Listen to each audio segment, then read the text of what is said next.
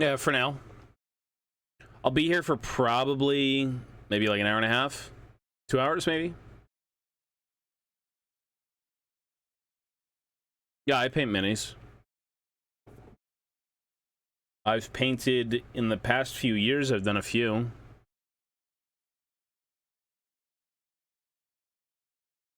Nothing severe. Have not been here long enough to do so. But as of late, soon enough, we will be able to.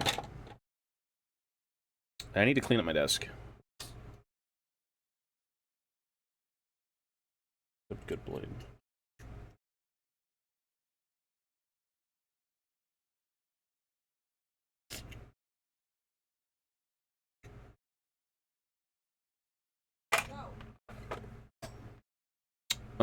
Okay.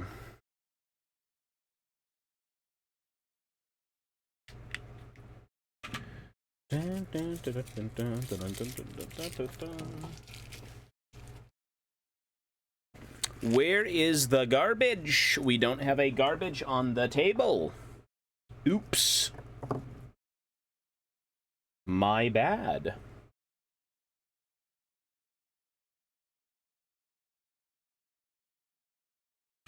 Okay, hang on. These can go. Oh, shit.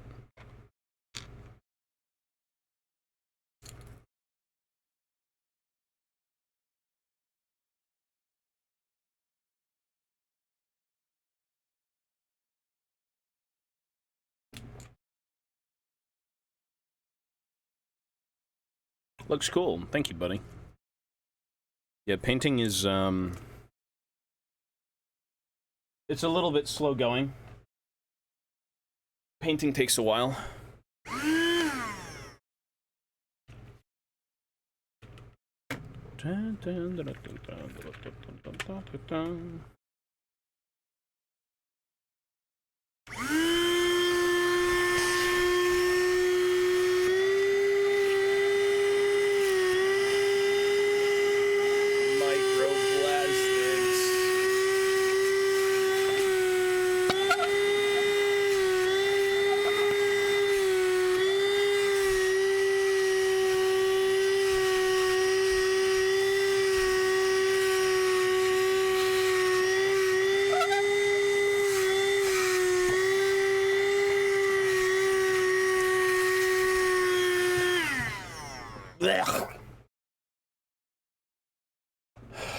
No, I didn't look at Discord, and I just got on.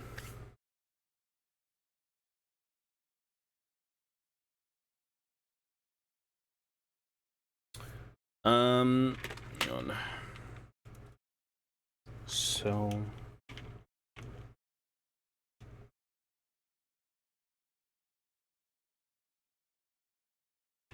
what torsos do I have?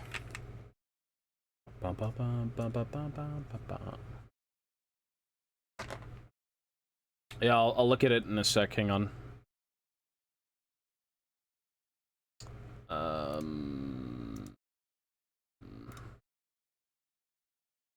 me just zoom out. There you go.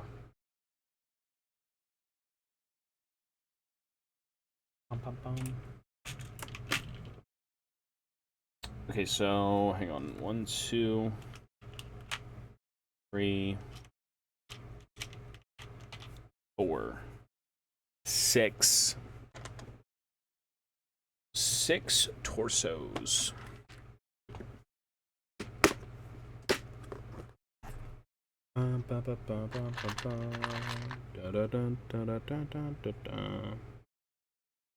One.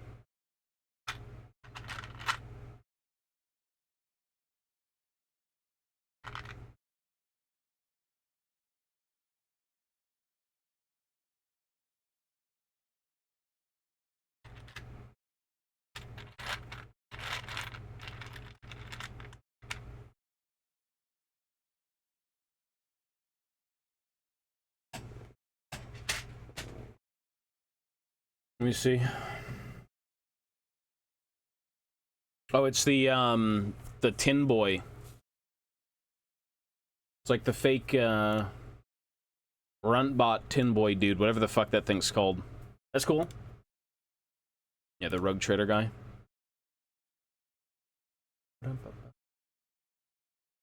Yeah, the Rogue Trader stuff is very, very characterful, but it's a little expensive. It's a little expensive to get a hold of. Just slightly. Shut up, you dickhead, now fuck off! Rat Monster, thank you, buddy. Yo, yo. It's cool, though. It's great. Okay, so this guy, this one.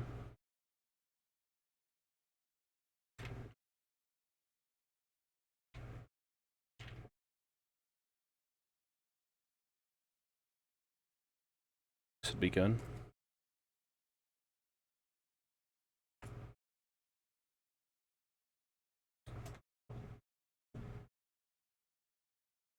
Bingo, yo, buddy. What's with the light?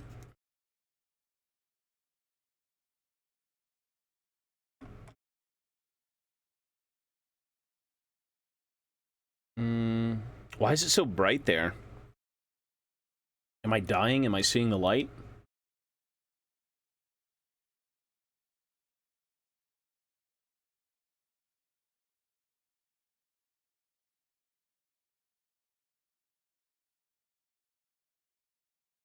How am I gonna pose this? How do we pose a torso that is not meant to be posed like this? How do we do it?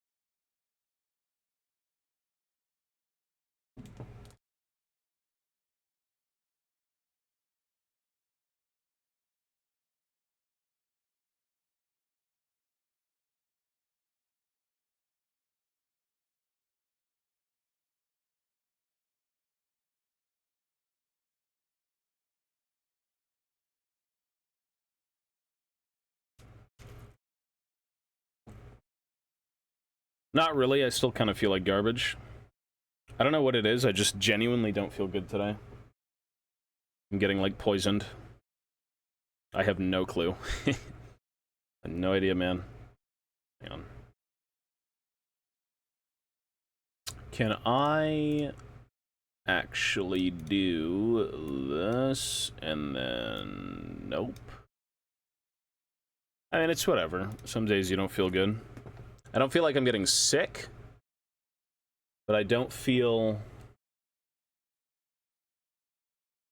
good, I guess.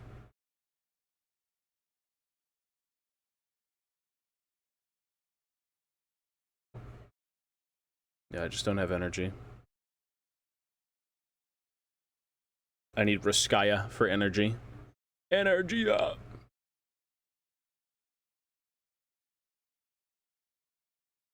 I don't even know, man. I'm just... Again, I just don't have energy. I need, like, sugar. I need food. I need something. I need edible... Edible. That's what I need. Edible. Let me just see how this pose looks.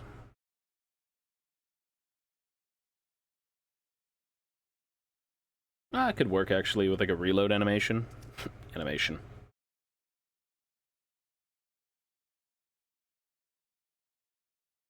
Actually, you know what?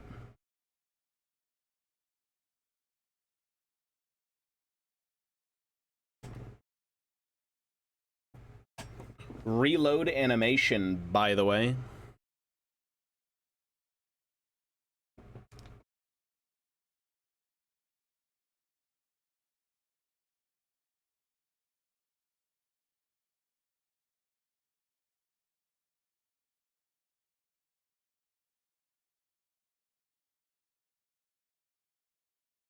Popcorners and steak. Yeah, that may be a reason as to why we're not feeling well, to be honest. I don't really know if that's too good.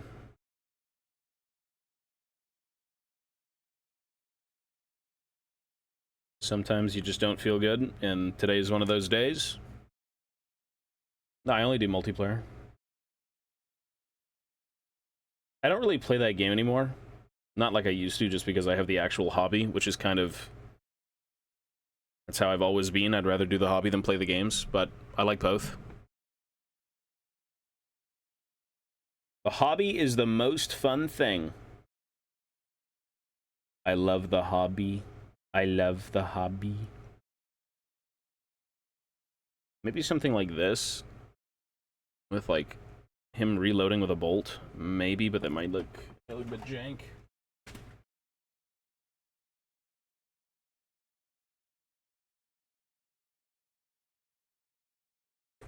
It may look a little bit janky.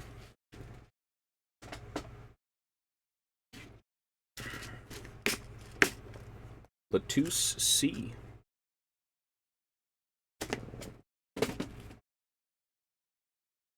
Severe levels of jank is not good. Oh, hang on.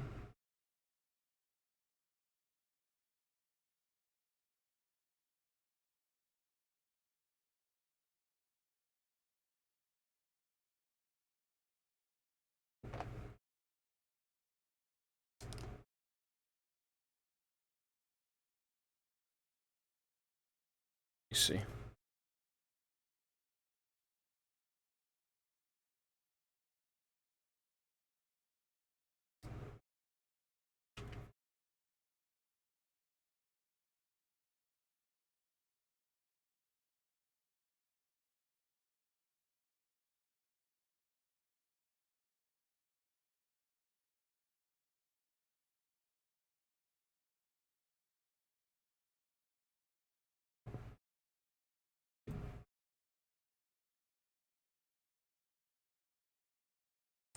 Oopsies.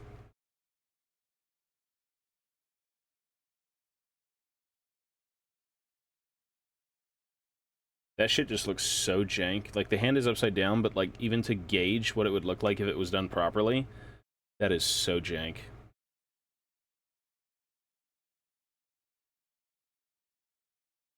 Actually, you know what? Maybe not. If it's posed properly, I think it could work.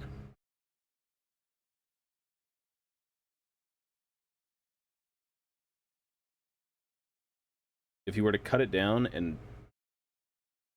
Yeah, actually, you know what? I could see that. As like a reload pose. Sure.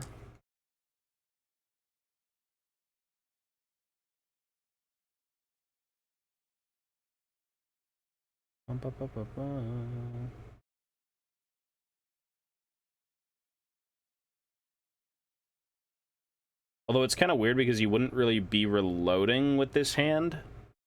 It just doesn't make any sense. Yeah, hang on.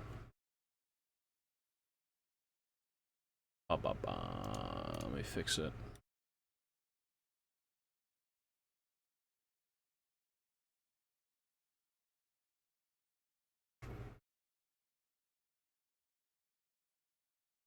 The focus is just kind of shit because the camera's like, you know, a little bit stinky. I think it's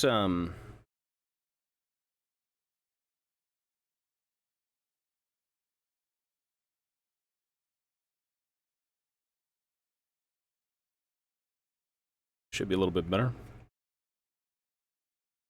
Now just reset the focus. Oops.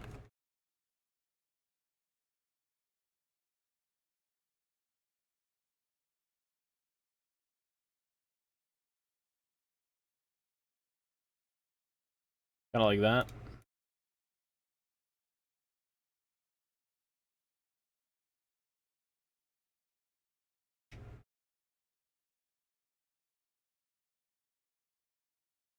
Just gonna move.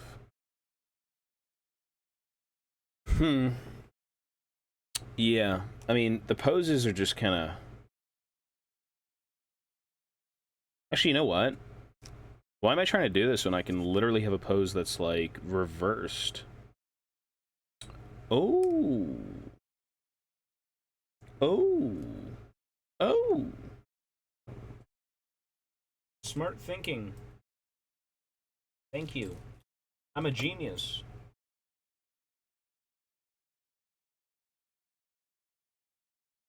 Man, my genius knows no bounds. I am so smart. I'm the smartest human on Earth. My creative genius is unmatched.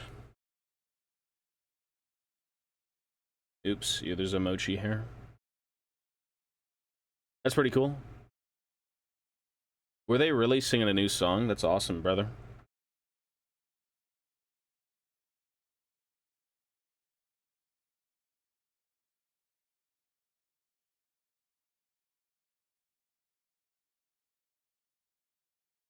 This will not work.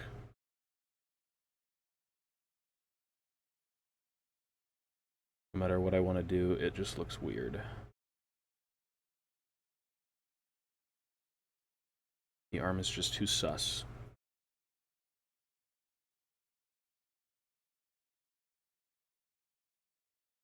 That's just, no, the pose is kind of shit. Nah, it won't work that way. It will not work that way.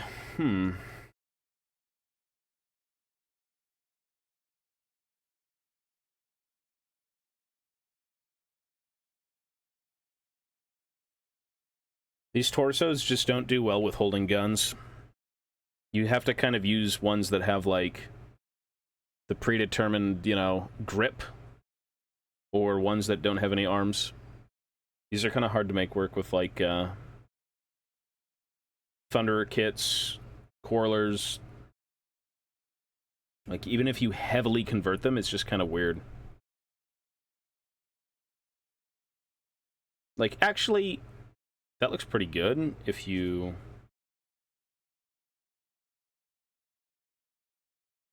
You have to do something with this hand so it doesn't look awkward.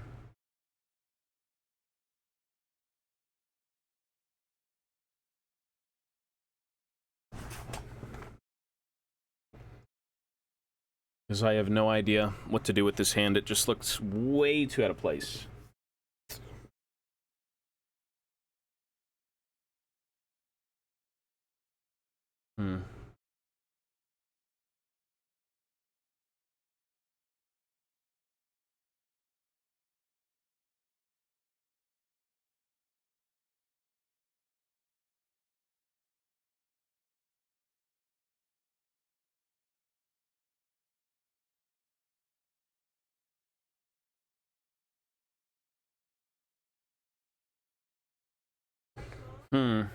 Not yet!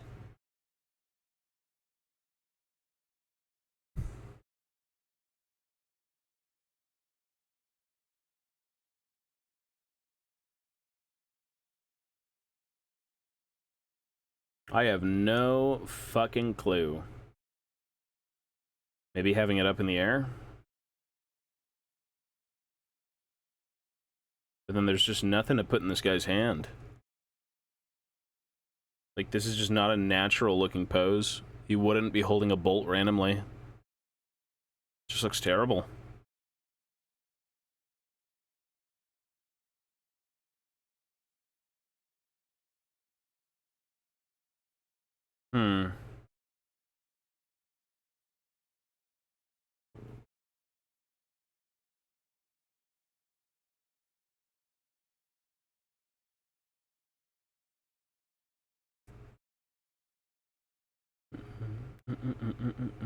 I don't know what to do with it.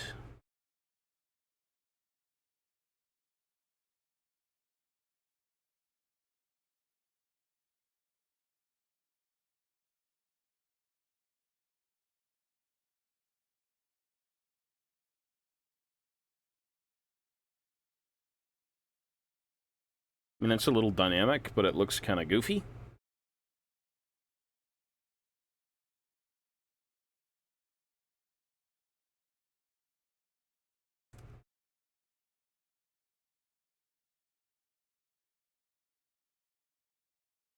It's a little too goofy.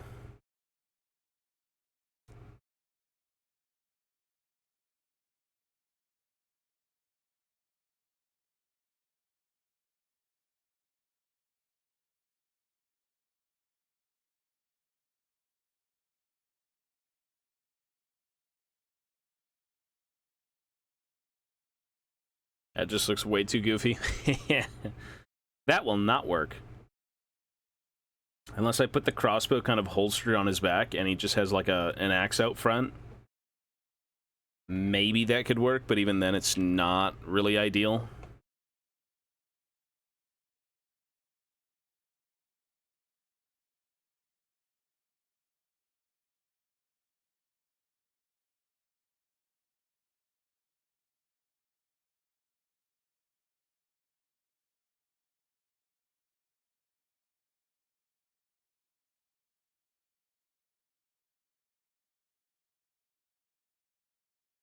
That looks way too cumbersome. I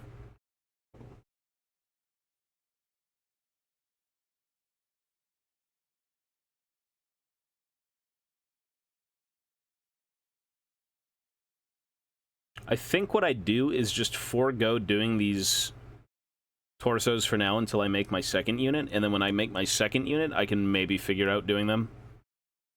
Because 20 Rangers doesn't seem too far gone from, like, the realm of possibility. That's not bad. What are we at right now for torsos? Let's see.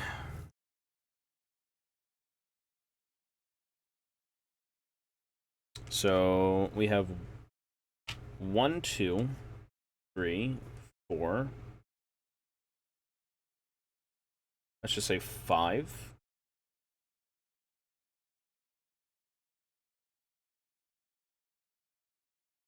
7. 3 more, which we have to modify. This could work.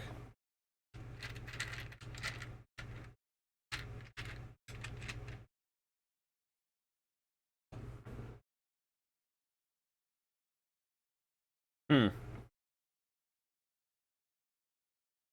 guess we kind of have to reuse sculpts. I don't want to, but...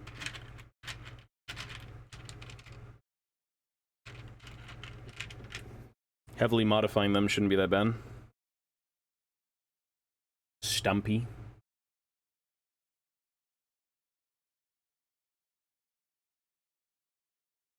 I think they should be fine for the 10. There's like a few duplicates, but you can kind of make them look a bit different. I think I just spit. I have no idea. Anyways, okay. So... 1, 2, 3, 4... Let's do this one.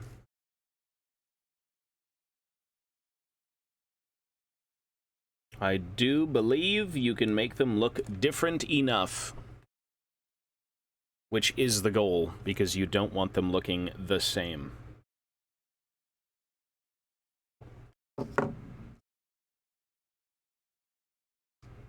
Ideally.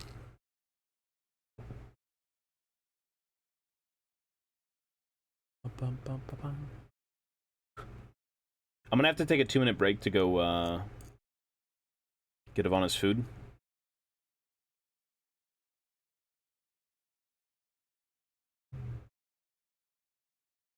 Ba-da-bum, ba-da-bum, ba-da-bum, ba-ba-bum, bum, bum, ba-bum.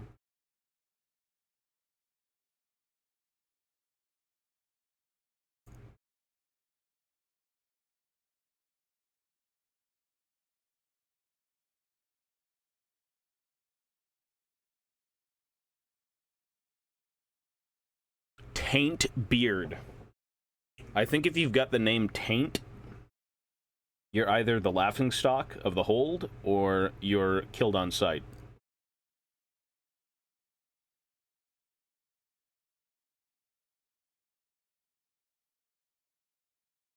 What a dishonor to be named Taint. We don't know about that one.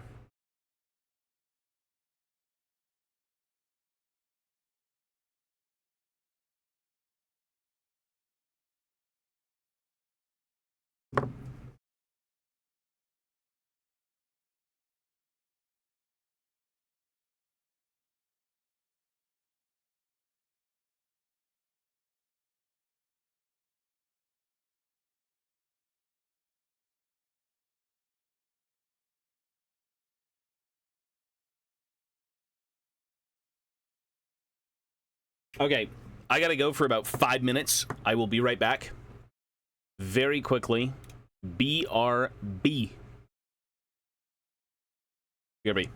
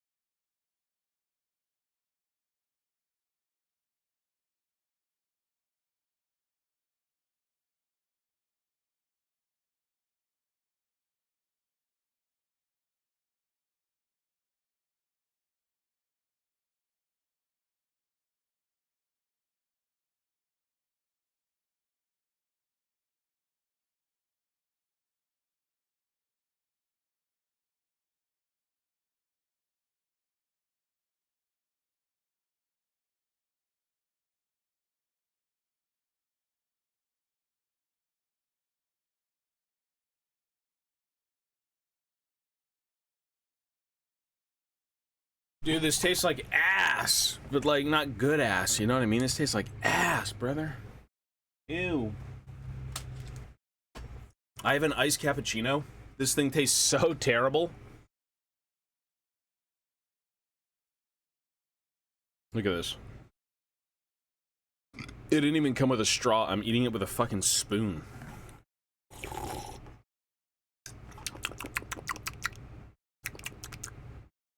That's disgusting. That's just not good.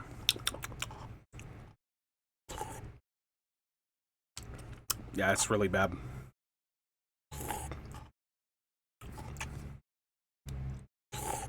Mmm. Iced cappuccino.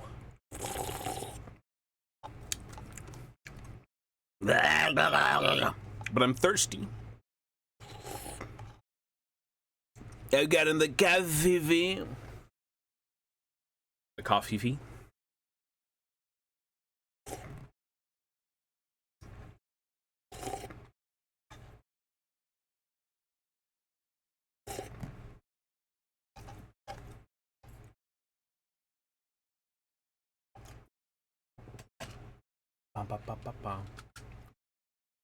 I mean, I'm thirsty, okay? If a man's thirsty, a man will drink his disgusting cappuccino.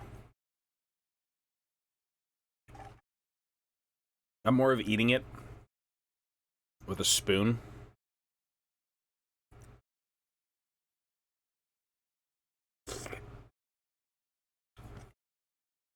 Don't you feel like you're closer to Canada? This is like a Canadian delicacy. Ice. Sugar ice. Well, it's just iced coffee.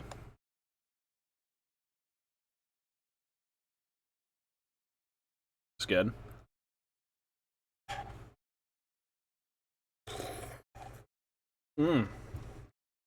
Iced coffee. It looks like a sponge. Tastes like a sponge.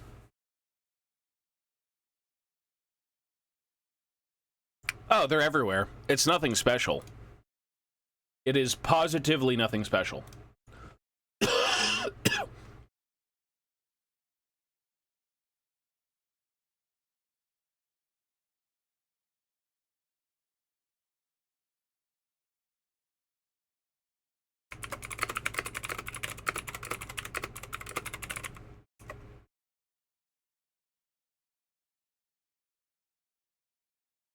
More maple syrup. I mean, I think you can use it as like an add-on. Okay, well, who would have thought giving me coffee would give me energy? I feel so much more alive than I did before, but I still feel like shit. What the fuck? Lovely. Lovely. How lovely.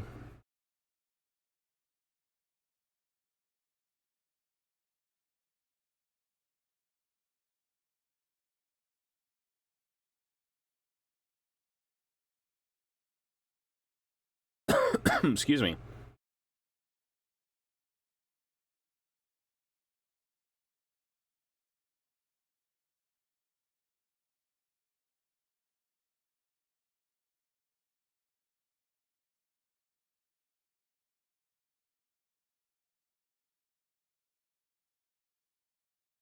You know what? I'm not even going to be using these horns. The weirdest thing is when they give rangers horns and then they give them cloaks with hoods. It's a very bizarre thing, but like, they do that.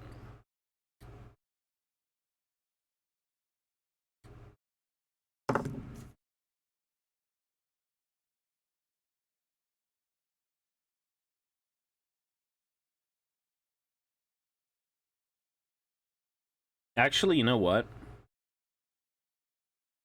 I think I actually want this guy with horns. It's okay.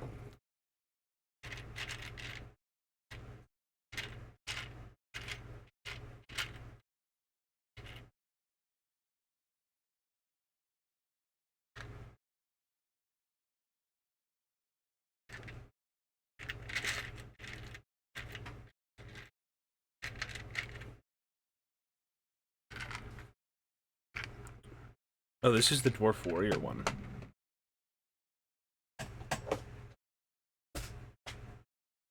Cobb Fifi.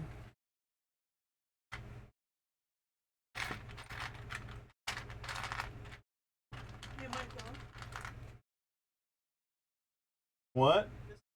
Yeah.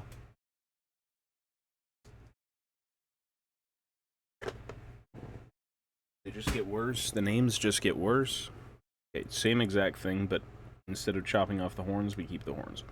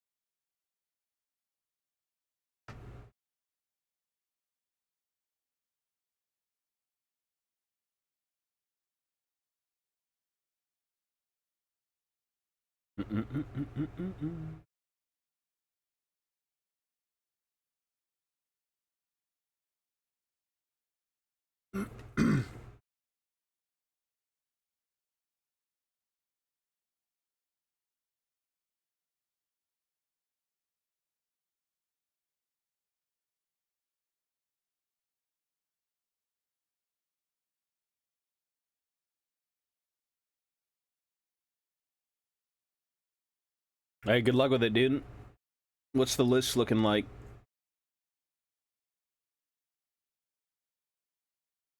What is the list looking like?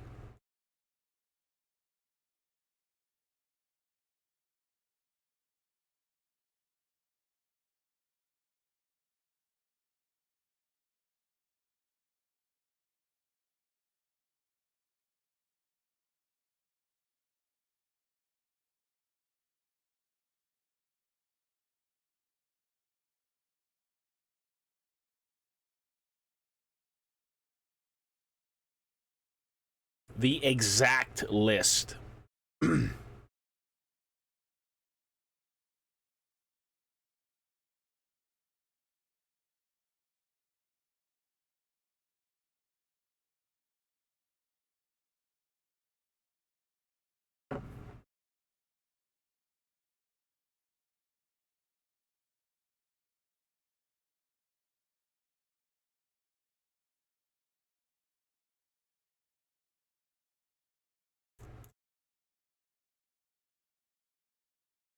Next year.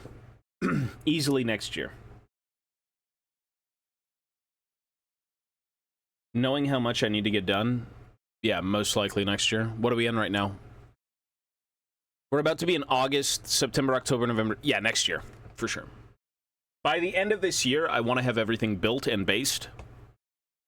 And by the start of 2025, I would love to do more.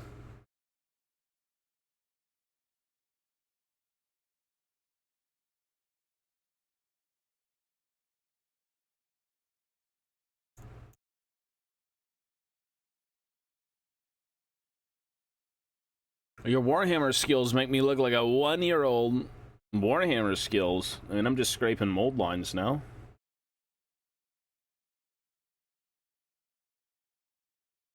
I don't think mold lines are very impressive, right?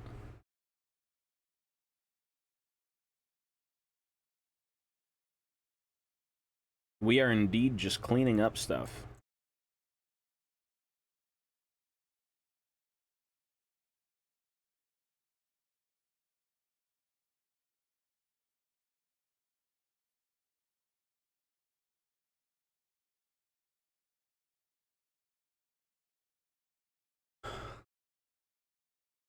Proper art and crafts for kids? I mean, I used to do that as a kid, so maybe you're right. Anvil, King, Thane, Banner, Longbeards, 20 Rangers, 14 Hammers, 14 Ironbreakers. This is a 1K list? It sounds like a 1K list, no? I've painted on stream before, but it was very brief.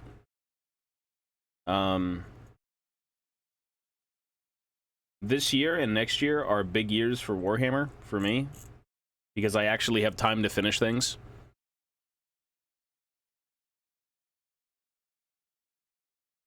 Well, dwarves aren't gnomes, so yeah. It's a 2K list? Oh, Anvil and King, I didn't realize. Yeah, like, that's half the army. That's like a quarter of the army, if not. 14 Longbeards, 20 Rangers, 14 Hammers, 14 Ironbreakers.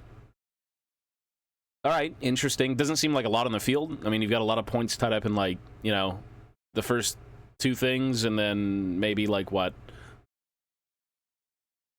The organ gun's 100-something. The hammerers are expensive. The ironbreakers are expensive. So what's the strategy? The organ gun, it seems kind of shit in a way. Just like if you're bringing it as is, you know. Biggest army? I don't have armies anymore. This is my redo in life. My biggest army was, I don't even know, thousands and thousands of points of orcs and goblins, dwarves, empire,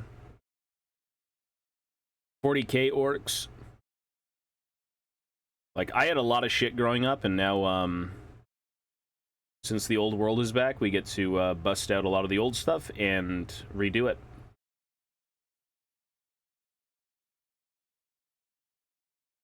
This is the redo in life.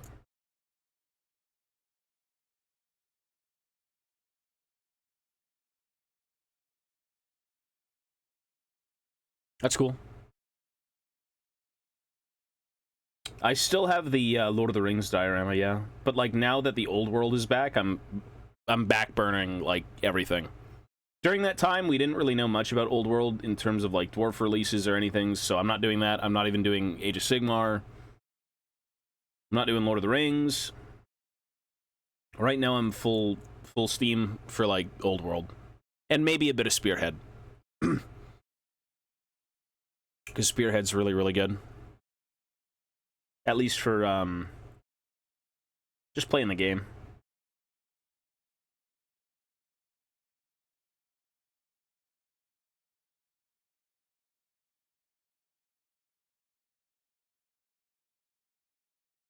How do you manage that many armies, though? Can I get a shout-out for becoming a follower? Bro, what are you on about? Thanks for the follow, buddy.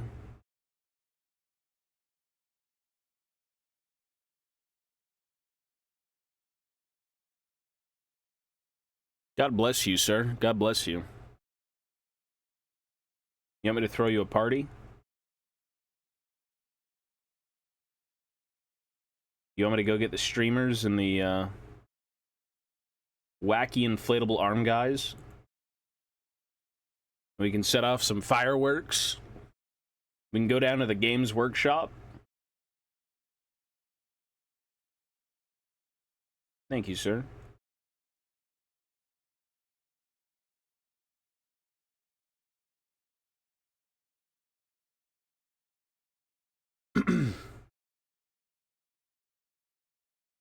Yeah, times change when the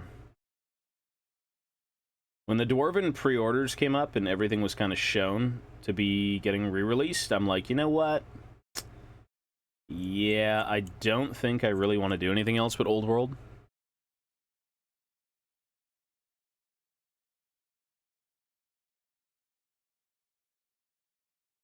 Yeah, that's cool. There you go. 30 seconds down the road. That's really good.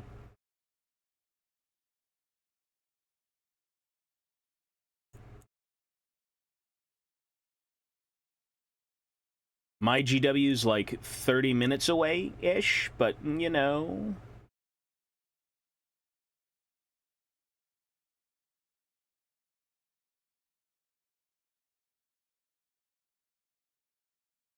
I miss when I had a game store, like, close enough.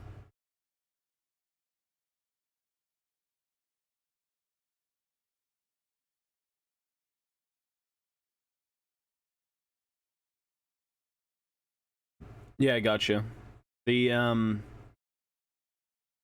people like keeping hammers in reserve to kind of, like, completely block off parts of the board. Because, I mean, in most cases, dwarves are typically going to shoot you into them walking into you, right? Like, that's how dwarves get you. They just pelt you with shit until you have to kind of come to them. Or you force them into a position where they don't want to be in, but, you know, they're fighting dwarves, so they have to just walk up.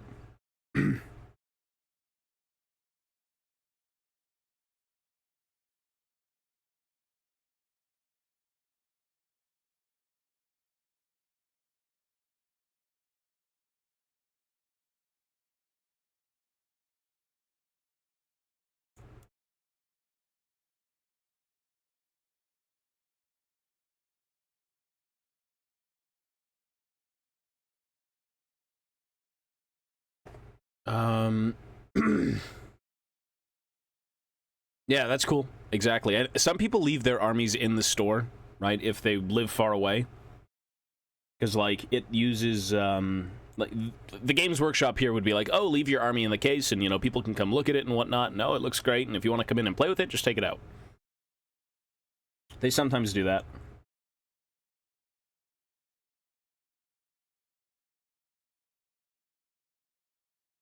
It's cool. I take way too long to build armies, so, like, way back when I could build it over a weekend, but now I'm taking, like, months. I have to take a train to get to a game store, or drive 30 minutes. That's kind of where I'm at, yeah. It's like a 30-minute ride. Force my opponent to react to them, and quickly, and since I have 20 with Stubborn and a banner to give them +1 to combat resolution, they will likely never break. Yeah. Hold flanks and shoot the shit out of people. Yep.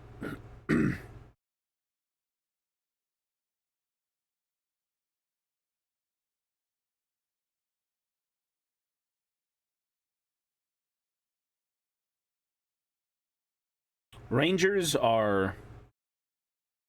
well, they just seem to be one of the best. Good ballistic skill. Good special rules.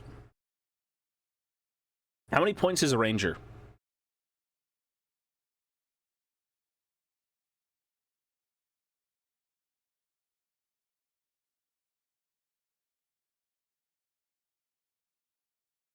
How many points is a Ranger compared to, like, a Quarreler?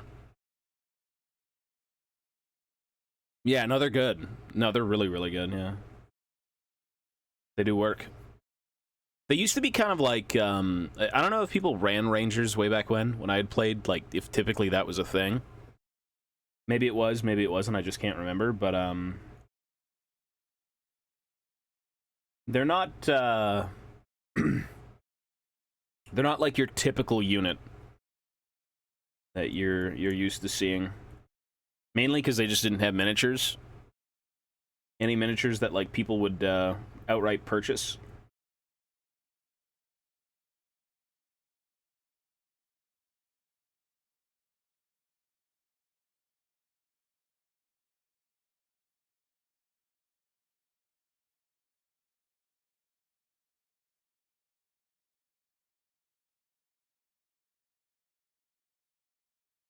Quarrelers are 9, Rangers are 2.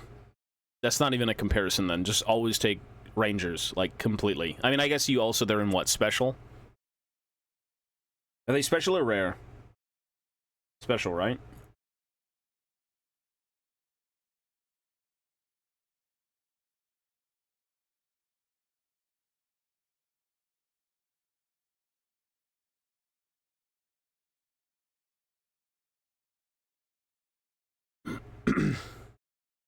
Oh, it's not bad, then. Again, I need to skim the rules. It's been so long since I looked at them. And I have all the rules, but... You gotta bust out the books and give it a bit of time. I need to go read. They're a must for core requirements. I mean, they're good. I feel like they're a must in most armies. If they're available, you seem to take them.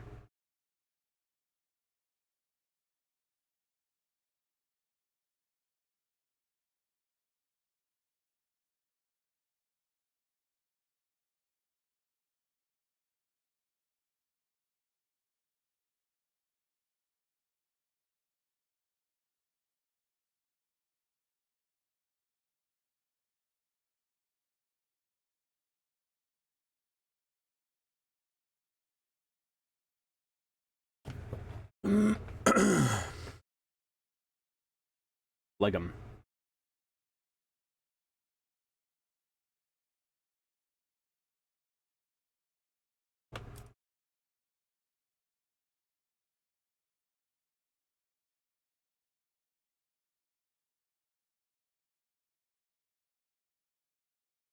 Flagegum.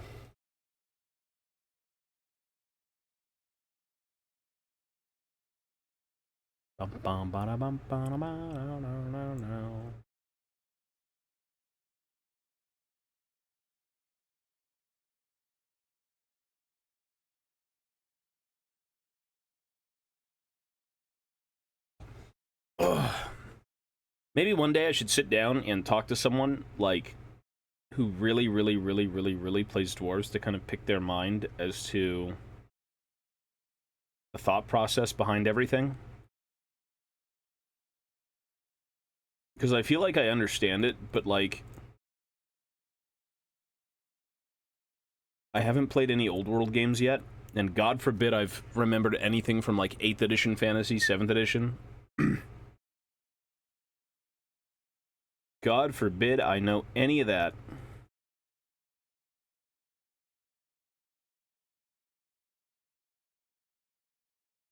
I need to play.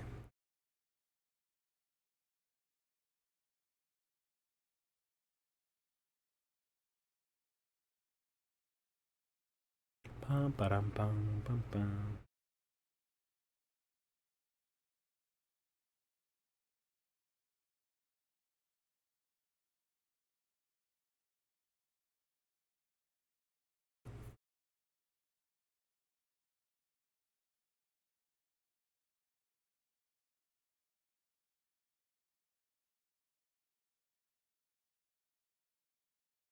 Oh yeah, I mean, things have changed with the index, like the journal, but I think for the most part, people have already figured it out. You know, they're still going to come back with, like, different combos and whatnot, but, like, pretty good for where it is. And it's more of, like, a general understanding type of thing. Like, when new content comes out, you want to learn it, you want to try it, you want to see what's good, what's bad.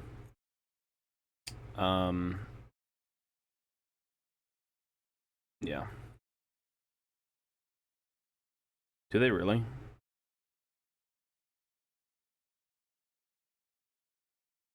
The chat is doomed, rip. But not the streamer.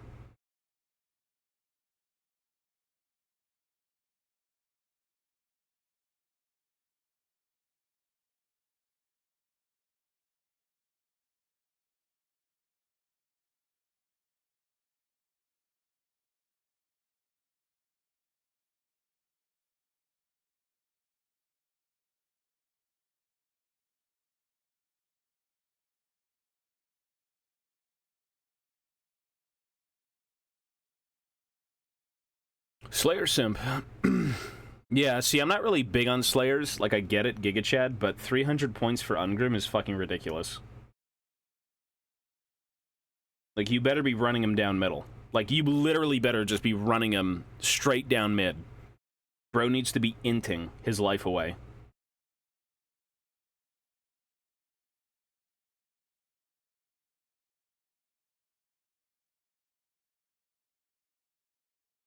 Fucking 300-point model. Holy! Single entity.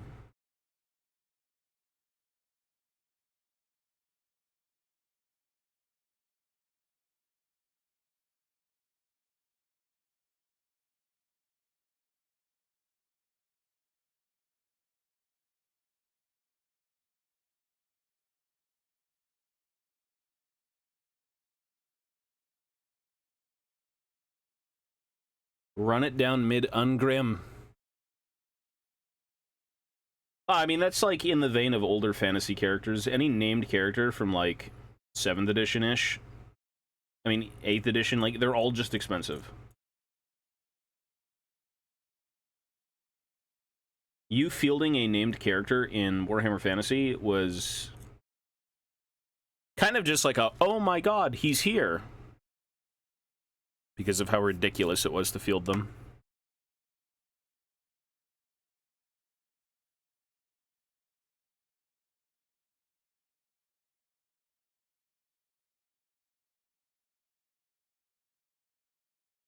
But, you know, people will run them, and that's cool.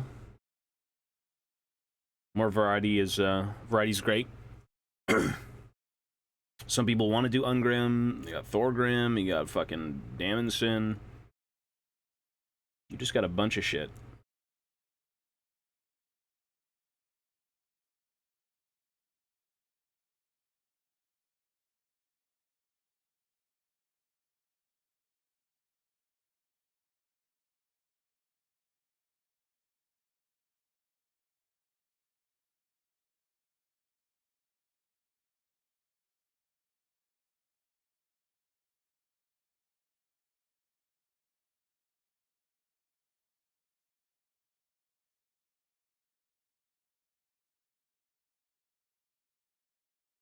They are very, very pricey.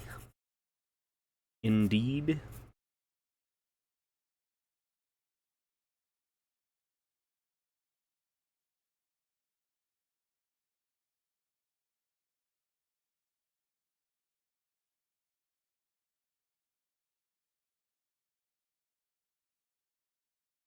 What? I don't get it.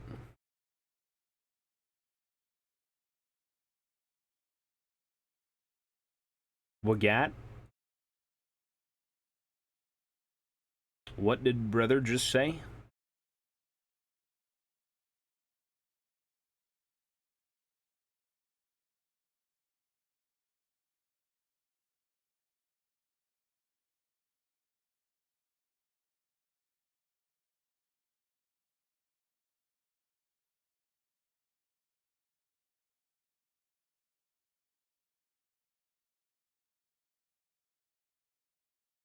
Mochi, why are you crying? Why are you crying, baby Mooch? Mochi's crying. Yeah, why isn't he crying? He's always fucking crying. Mochi wants attention. He's a baby dog.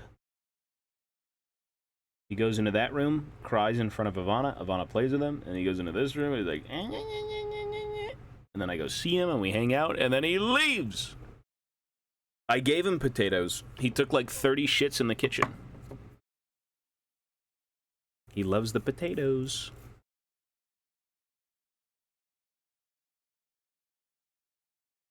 I didn't, no, he rolled, no, not that shit. I'd be okay if he rolled in his own shit, but he won't do that. Whatever he did was, like, literally instinctual. It was this primordial fucking, like, coding. They roll in poo to mask their scent so they can hunt things. And, yeah. Dogs are weird, but I love them. I was never really a dog person until Ivana showed me dogs, and I'm like, you know what? Dogs are the goat.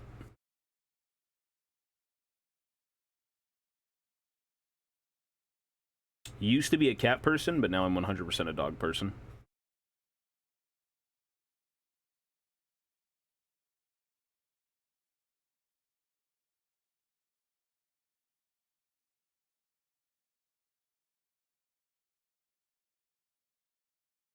I gotta buy more fucking sanding sponge. I was a dog person, now I'm a cat person. I mean, I like the idea of cats being these self-sufficient, live-around-you type of creatures, but the love of a dog will never be matched by the love of a cat. Oh, wait. Yeah.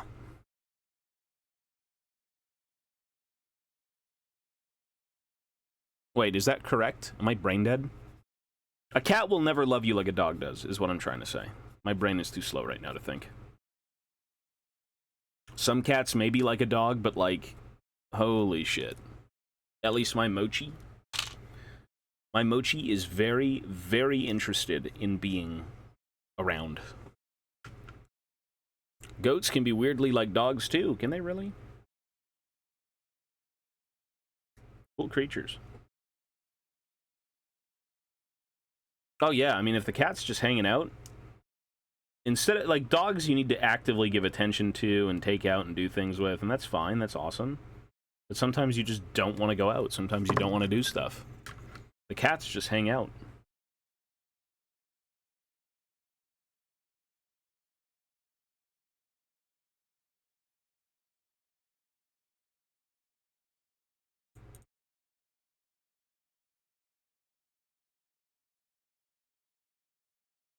We gotta change this fucking song. It's a good song, but Jesus, brother.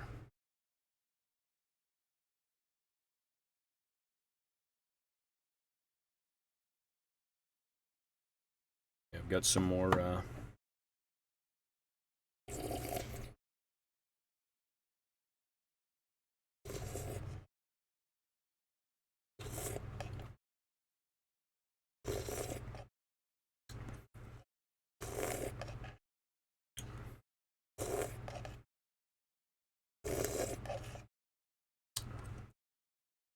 buttered sausage.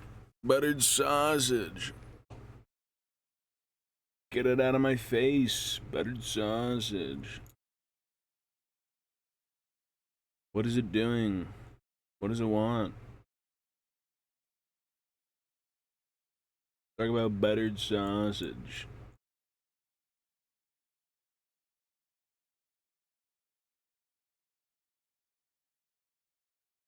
Bam, bam. You know, I one day wish to be free of mold lines. I'm not going to lie. I really, really, really, really fucking want to be done with mold lines. Is there innumerable? Innumerable? There's too many of them. Immeasurable.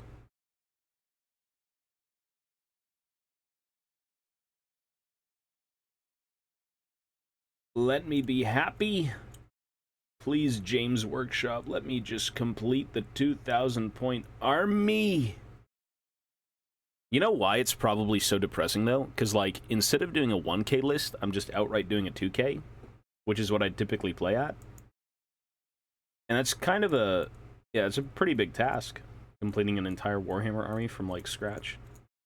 With conversions.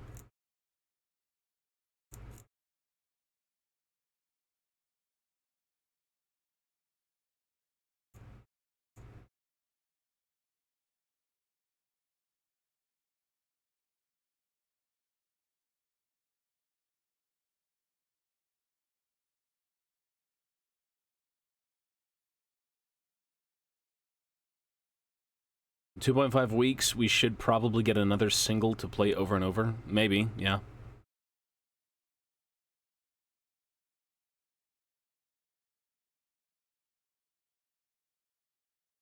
Toughness 10? I mean, Toughness 10, like, that's... people put that on the anvil. 100 fucking points for one rune is pretty insane.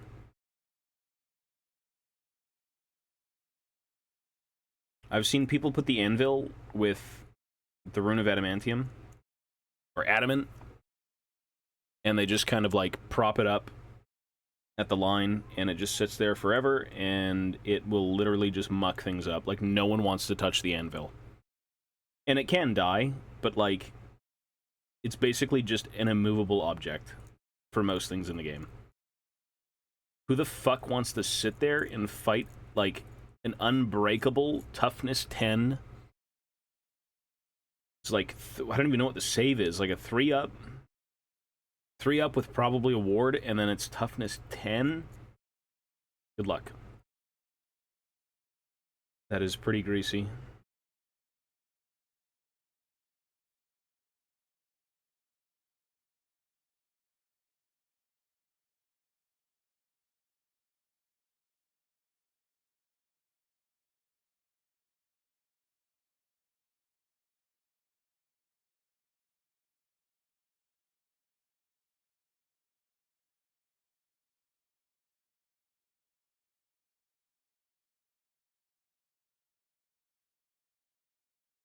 If you can move that thing, great, but if you can't, don't even go near it.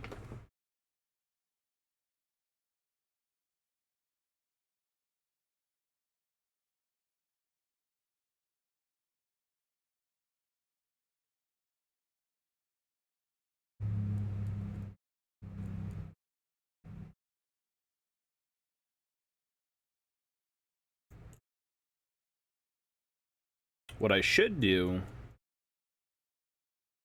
Noise, yo, buddy. I should watch the, fucking dwarf book reveal. Or not reveal, the review. The dwarf book review. From, that rich guy. And the other guy who do, dwarf content.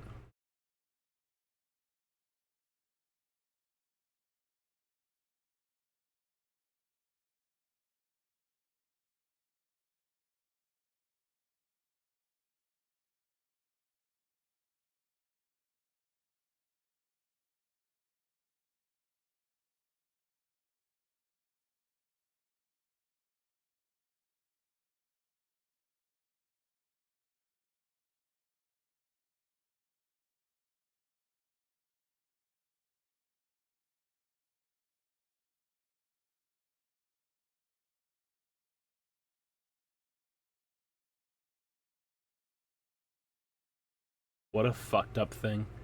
Imagine ordering something so expensive, and what ends up happening is it gets delivered, but instead of getting delivered, you're not there, and it gets handed to some person walking down the fucking street, and they just forge a signature and take it from you. What the actual fuck? Jesus, that's cringe. Okay, sorry.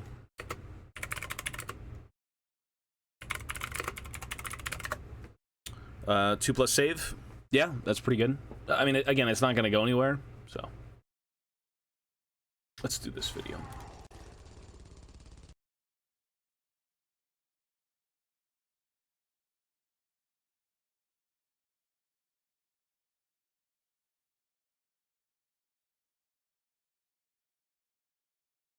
Yeah, the world's a terrible place.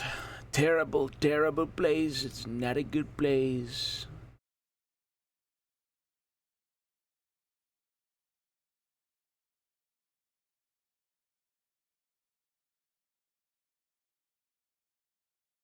Let my dog out. He's Okay, let's see right here. Window capture, properties.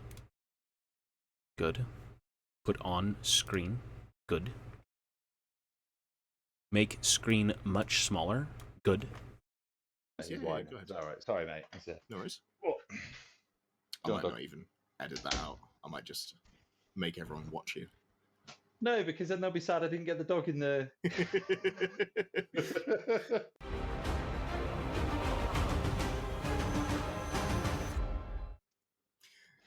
I am joined by Richie. We are here to talk about some dwarves. It's Arcane Journal time. How are you feeling? I don't know. Excellent. We did have a discussion about how to start it because my brain went blank, and that was one of the suggestions. So I'm glad that you chucked that one in for us. Yeah, no worries, mate. Perfect. So if you see any sweat beading on our faces or mopping of brows, apologies. It is unbelievably warm. It's a whole 13 degrees. We're not used to that in England. It's unseasonably warm. Yeah, it's summer and the sun's out. It's disgusting. Anyway, we're here to talk about some dwarves. So who are we and why should you care? This is the sort of thing that you might not have seen this channel before clicking on it. Richie won't say it, so I'm going to. I think, Richie, you're still the most successful dwarf player in the old world. I think that's fair to say. You've actually won an event. You've gone and defeated it. 2 or 3 other ones. You've done very well. So it's been quite difficult with them. Obviously, it's a little bit of an uphill battle, not just because they're short. But yeah, love the faction. They're absolutely great. And hopefully we can show you some stuff that you're going to like too. Absolutely. All right, perfect. Well, let's just get into it because I'm waffling. So we're going to start off here with the first of the 2 detachments, which is the Royal Clan. So, in fact, very quickly before we go into that, before we talk about how this changes, how are you feeling about dwarves as a faction? You feel like they're... Yeah, I love them. I absolutely love them. They're really fun. You do kind of get boxed into a certain type of play, and there are some armies that kind of really play around you. Some really high magic stuff is an absolute nightmare. Big toughness monsters, all that kind of stuff is just an absolute nightmare. But you kind of got to try and tech into it. It's just really hard to try and tech into it and then fall into other lists. Like the anything that's got loads of shooting is going to absolutely outrange you, which sounds stupid being a dwarf because you should be able to be like mass gun line, but it just doesn't happen. Like Empire is going to absolutely smash you. Like every time I play against Empire, I just don't want to get 20 0'd, basically. If I can get to them, I can kill them, but you just can't get to them with such small move. Wood Elves as well are a nightmare. Wood Elves with poison, Pillar of Fire, and a dragon. Video is it's a guy who does really well with dwarves, and they're just kind of explaining the arcane journal. Run. I actually think that some of the rules in here do overcome those range issues, though. So that's it'll be interesting to see how you get on in the future. So, 100%. First of all, Dwarven Mountain Holds Royal Clan. So this is a lot more limited than the Grand Army. There's a lot less in here that you can take, which is quite interesting. Top to bottom, characters, you can have 1+ King or Thane if you want to live. I feel like for me, I'm probably never going to play the Royal Clan just because it doesn't seem appealing. Like, dwarves are kind of elitish anyways, but like this is very, very elite. And it just seems like you won't have as much on the field, and for me that's not as fun, I suppose. Like, maybe I'm wrong, but having just loads of tooled up dwarf characters that never make it into combat, you can absolutely do that. Yes. 0 to 1 Anvil of Doom or Rune Lord per 1,000 points. That's fine. I think it's rare that you want to run more than 2 Rune Lords, so go off. And then Rune Smiths as well. So no engineers in here, which is interesting. Kind of a little bit sad. I do get it though, because the whole fluff around the royal clans is basically the king of the Karak is kind of marching down with his best mates. He's got all of his best troops. He's got his best mates, and he's just going to go smash some Groby. Yeah, and he doesn't want any of those weird people who make the things that he hits people with. So Yeah, and no black powder weapons, which is an odd choice, but they're traditionalists, and I rate it. I hadn't noticed that. That's interesting actually. That's yeah, absolutely 0 black powder. Which isn't too bad. I mean, I like how you can take Iron Drakes. No, I like it. In this list, if you talk about like, 100%. you know, like traditionalists, like, Iron Drakes. Like War of the Beard kind of era dwarf. Interesting. I really like that. Yeah, no, great. Core, 25%, so Royal Clan Warriors, Longbeards, and Quarrelers. So no normal warriors, but only the ones that we'll be getting to in a moment. So, as you said, no Thunderers in there as well. Special, standard 50%. Oh yeah, I mean, people do like the elite dwarves, and that's cool. Obviously, those were teased on Warcom. 2 variants of, which I think is very interesting. We love the cart. Yeah, you can't take the minus cart in this one, just Bugman's cart. And then you can take the standard 0-3 war machines, bolt throwers, and grudge throwers. Into your rare, you've got Rangers, Iron Breakers, and Iron Drakes. So for me, the big change here is you can't take a squad of Rangers in core. You have to run arguably less efficient core troops. How do you feel about that? Yeah, I mean, the range troops that are going to be in core are a lot less efficient. Obviously, the combat troops in there are a lot more efficient. So I suppose it kind of depends what you want to go for. Obviously, if you are trying to outrange stuff, it is a little bit of an issue, but you can still put them into rare. So maybe chuck more of your. What are you talking about? The Iron Drakes? And then do all of your rare shooting potentially. Well, I mean, it's weird to see Iron Drakes above ground anyways. Like, the Iron Drakes and the Iron Breakers are, like, specifically reserved for, like, the deepest parts. And they typically sometimes never see sunlight.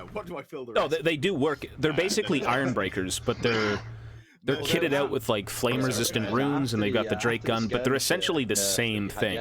They're all kind of like Iron Breakers, right? They've all got their suits of Gromril and everything, but some of them just have Drake guns and a few different things. As someone who has played very few games of dwarves, talking to someone who's played every game of every dwarf, I think I don't really. the correct way to do it anyway. I don't know, but we'll not stop and let my uneducated opinion slow us down. Moving on, there are mercenaries as well. You might not be able to use mercenaries, depends on what the event is. If you're playing casually with friends, you probably will. Lots of events don't allow them, but maybe we'll see that down the line. You can take Imperial Dwarves, Doomseekers, and Goblin Hewers. All interesting things that we haven't seen yet. It's just nice to have those in. Anything else interesting in this page? Maybe in a box down below that you want to talk about? So this is probably actually my favorite part. So I take a BSB in every single one of my lists. Absolutely love the BSB. I think it's vital for dwarves, like 100%, giving them a 5-up ward aura, or giving the +1 combat res in a massive aura to everything around. So now you don't have to drop it onto your Thane. You can now take it on a Runesmith. How amazing is that? That is very good. I'm a big fan of that. 100%. Although the only sort of downside to that is it's much harder to get a very tanky runesmith, whereas you can get quite a beefy BSB if you have it as your Thane. But Yeah, but what you'd have to do is then put a combat monster in the unit that he's in to be able to take all of the challenges and stuff then, and just hope the Runesmith doesn't get killed. Sounds like a good plan there. All right. So, special rules. What do you get for being Royal Clan? So, first of all, you get Ancestral Fury. Now, this rule makes me genuinely angry. During a turn in which a unit in a Royal Clan army makes a charge move of 3 inches or more, or made a follow-up move, it gains a +1 modifier to its strength characteristic. Games Workshop, are you are you taking the mick? Oh yeah, if you get your dwarves to charge, they'll get extra strength. I mean, they did used to have this. This did used to be a thing, and it does really counteract the strength 5. Well, the strength 5 warriors while they're using great weapons, so you can take them up to strength 6, which is handy. I do not think they needed to add the 3 inches. It's not an impact hit, for Christ's sake. So the addition that they had this in, maybe it wasn't Cavalry Hammer, so that might have been slightly easier to get off, but it's fine. The fact that you can get it from a follow-up move, I think, is genuinely Doomseekers as mercenaries? Because if you're stacking combat rares, you can I don't even know. and chase That I into have no combat idea again. But, why they would I be don't that feel either, like I'm to gonna be making honest. many charges with my units, I will say that much. No. You also get Riches and Heirlooms. Character models may spend an additional 25 points on runes, and units that are able to purchase standard runes may spend an additional 25 points on standard runes, with the exception of a unit in here that's already got it baked in. I feel like they probably should have just not baked it in to make it cleaner, but that's a nitpick. It doesn't really matter. 100%. This, for such a little rule, is amazing. Like, honestly, that can add so much into your army, because now it actually makes a king worthwhile taking, because you could give him Rune of Smiting, Rune of Fury, and Rune of Gromril. So suddenly you've got a character that's got 5 attacks, d6 damage in attack, AP2, and then like AP6 with a Runesmith in there on a 6. And then with a 2-up save, rerolling 1s. Finally, we'll have a survivable king. Finally. Yeah. Oh, but there's no ward save. However, could you get around that? Is there a way to? I've got no idea. I mean, the little guy with the flag behind might be able to give you one of those. Just casually chucking out a 5-up ward to every model in this unit. Yeah, that seems like it might do the job nicely.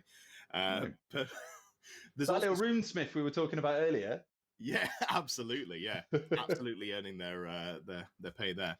Striking a grudge after deployment, but before first turn begins, nominate a single. I think I've seen that. Yeah, it's kind of. I mean, it's all kind of goofy, right? Kind of character, and you get a bonus 75 points if that character is slain, has fled the battlefield, or is fleeing at game end. How do you feel about this rule? So I like this and dislike it at the same time, because realistically, you're going to want to put your King or Thane's unit into that, which already has hatred against heroes, which is kind of baked into that. Okay. So, like, potentially, it's like I don't know. I just don't see how that's good. Plus, you're going to pick an enemy model at the beginning of the game. They're going to go, cool. So that's worth almost 5. Say if it's a dragon, you pick a dragon. And they're going to go, right, so that's 480 points plus another 75. How about I just kill all of your artillery and run away? The classic thing to do against dwarves, yes. That is. Yeah, I love the Royal Clan. I'm probably going to start playing the Royal Clan just because I really like it thematically. But I don't know. You're better off picking like just a little wizard or something, aren't you? Like, you're not going to pick their general, I don't think.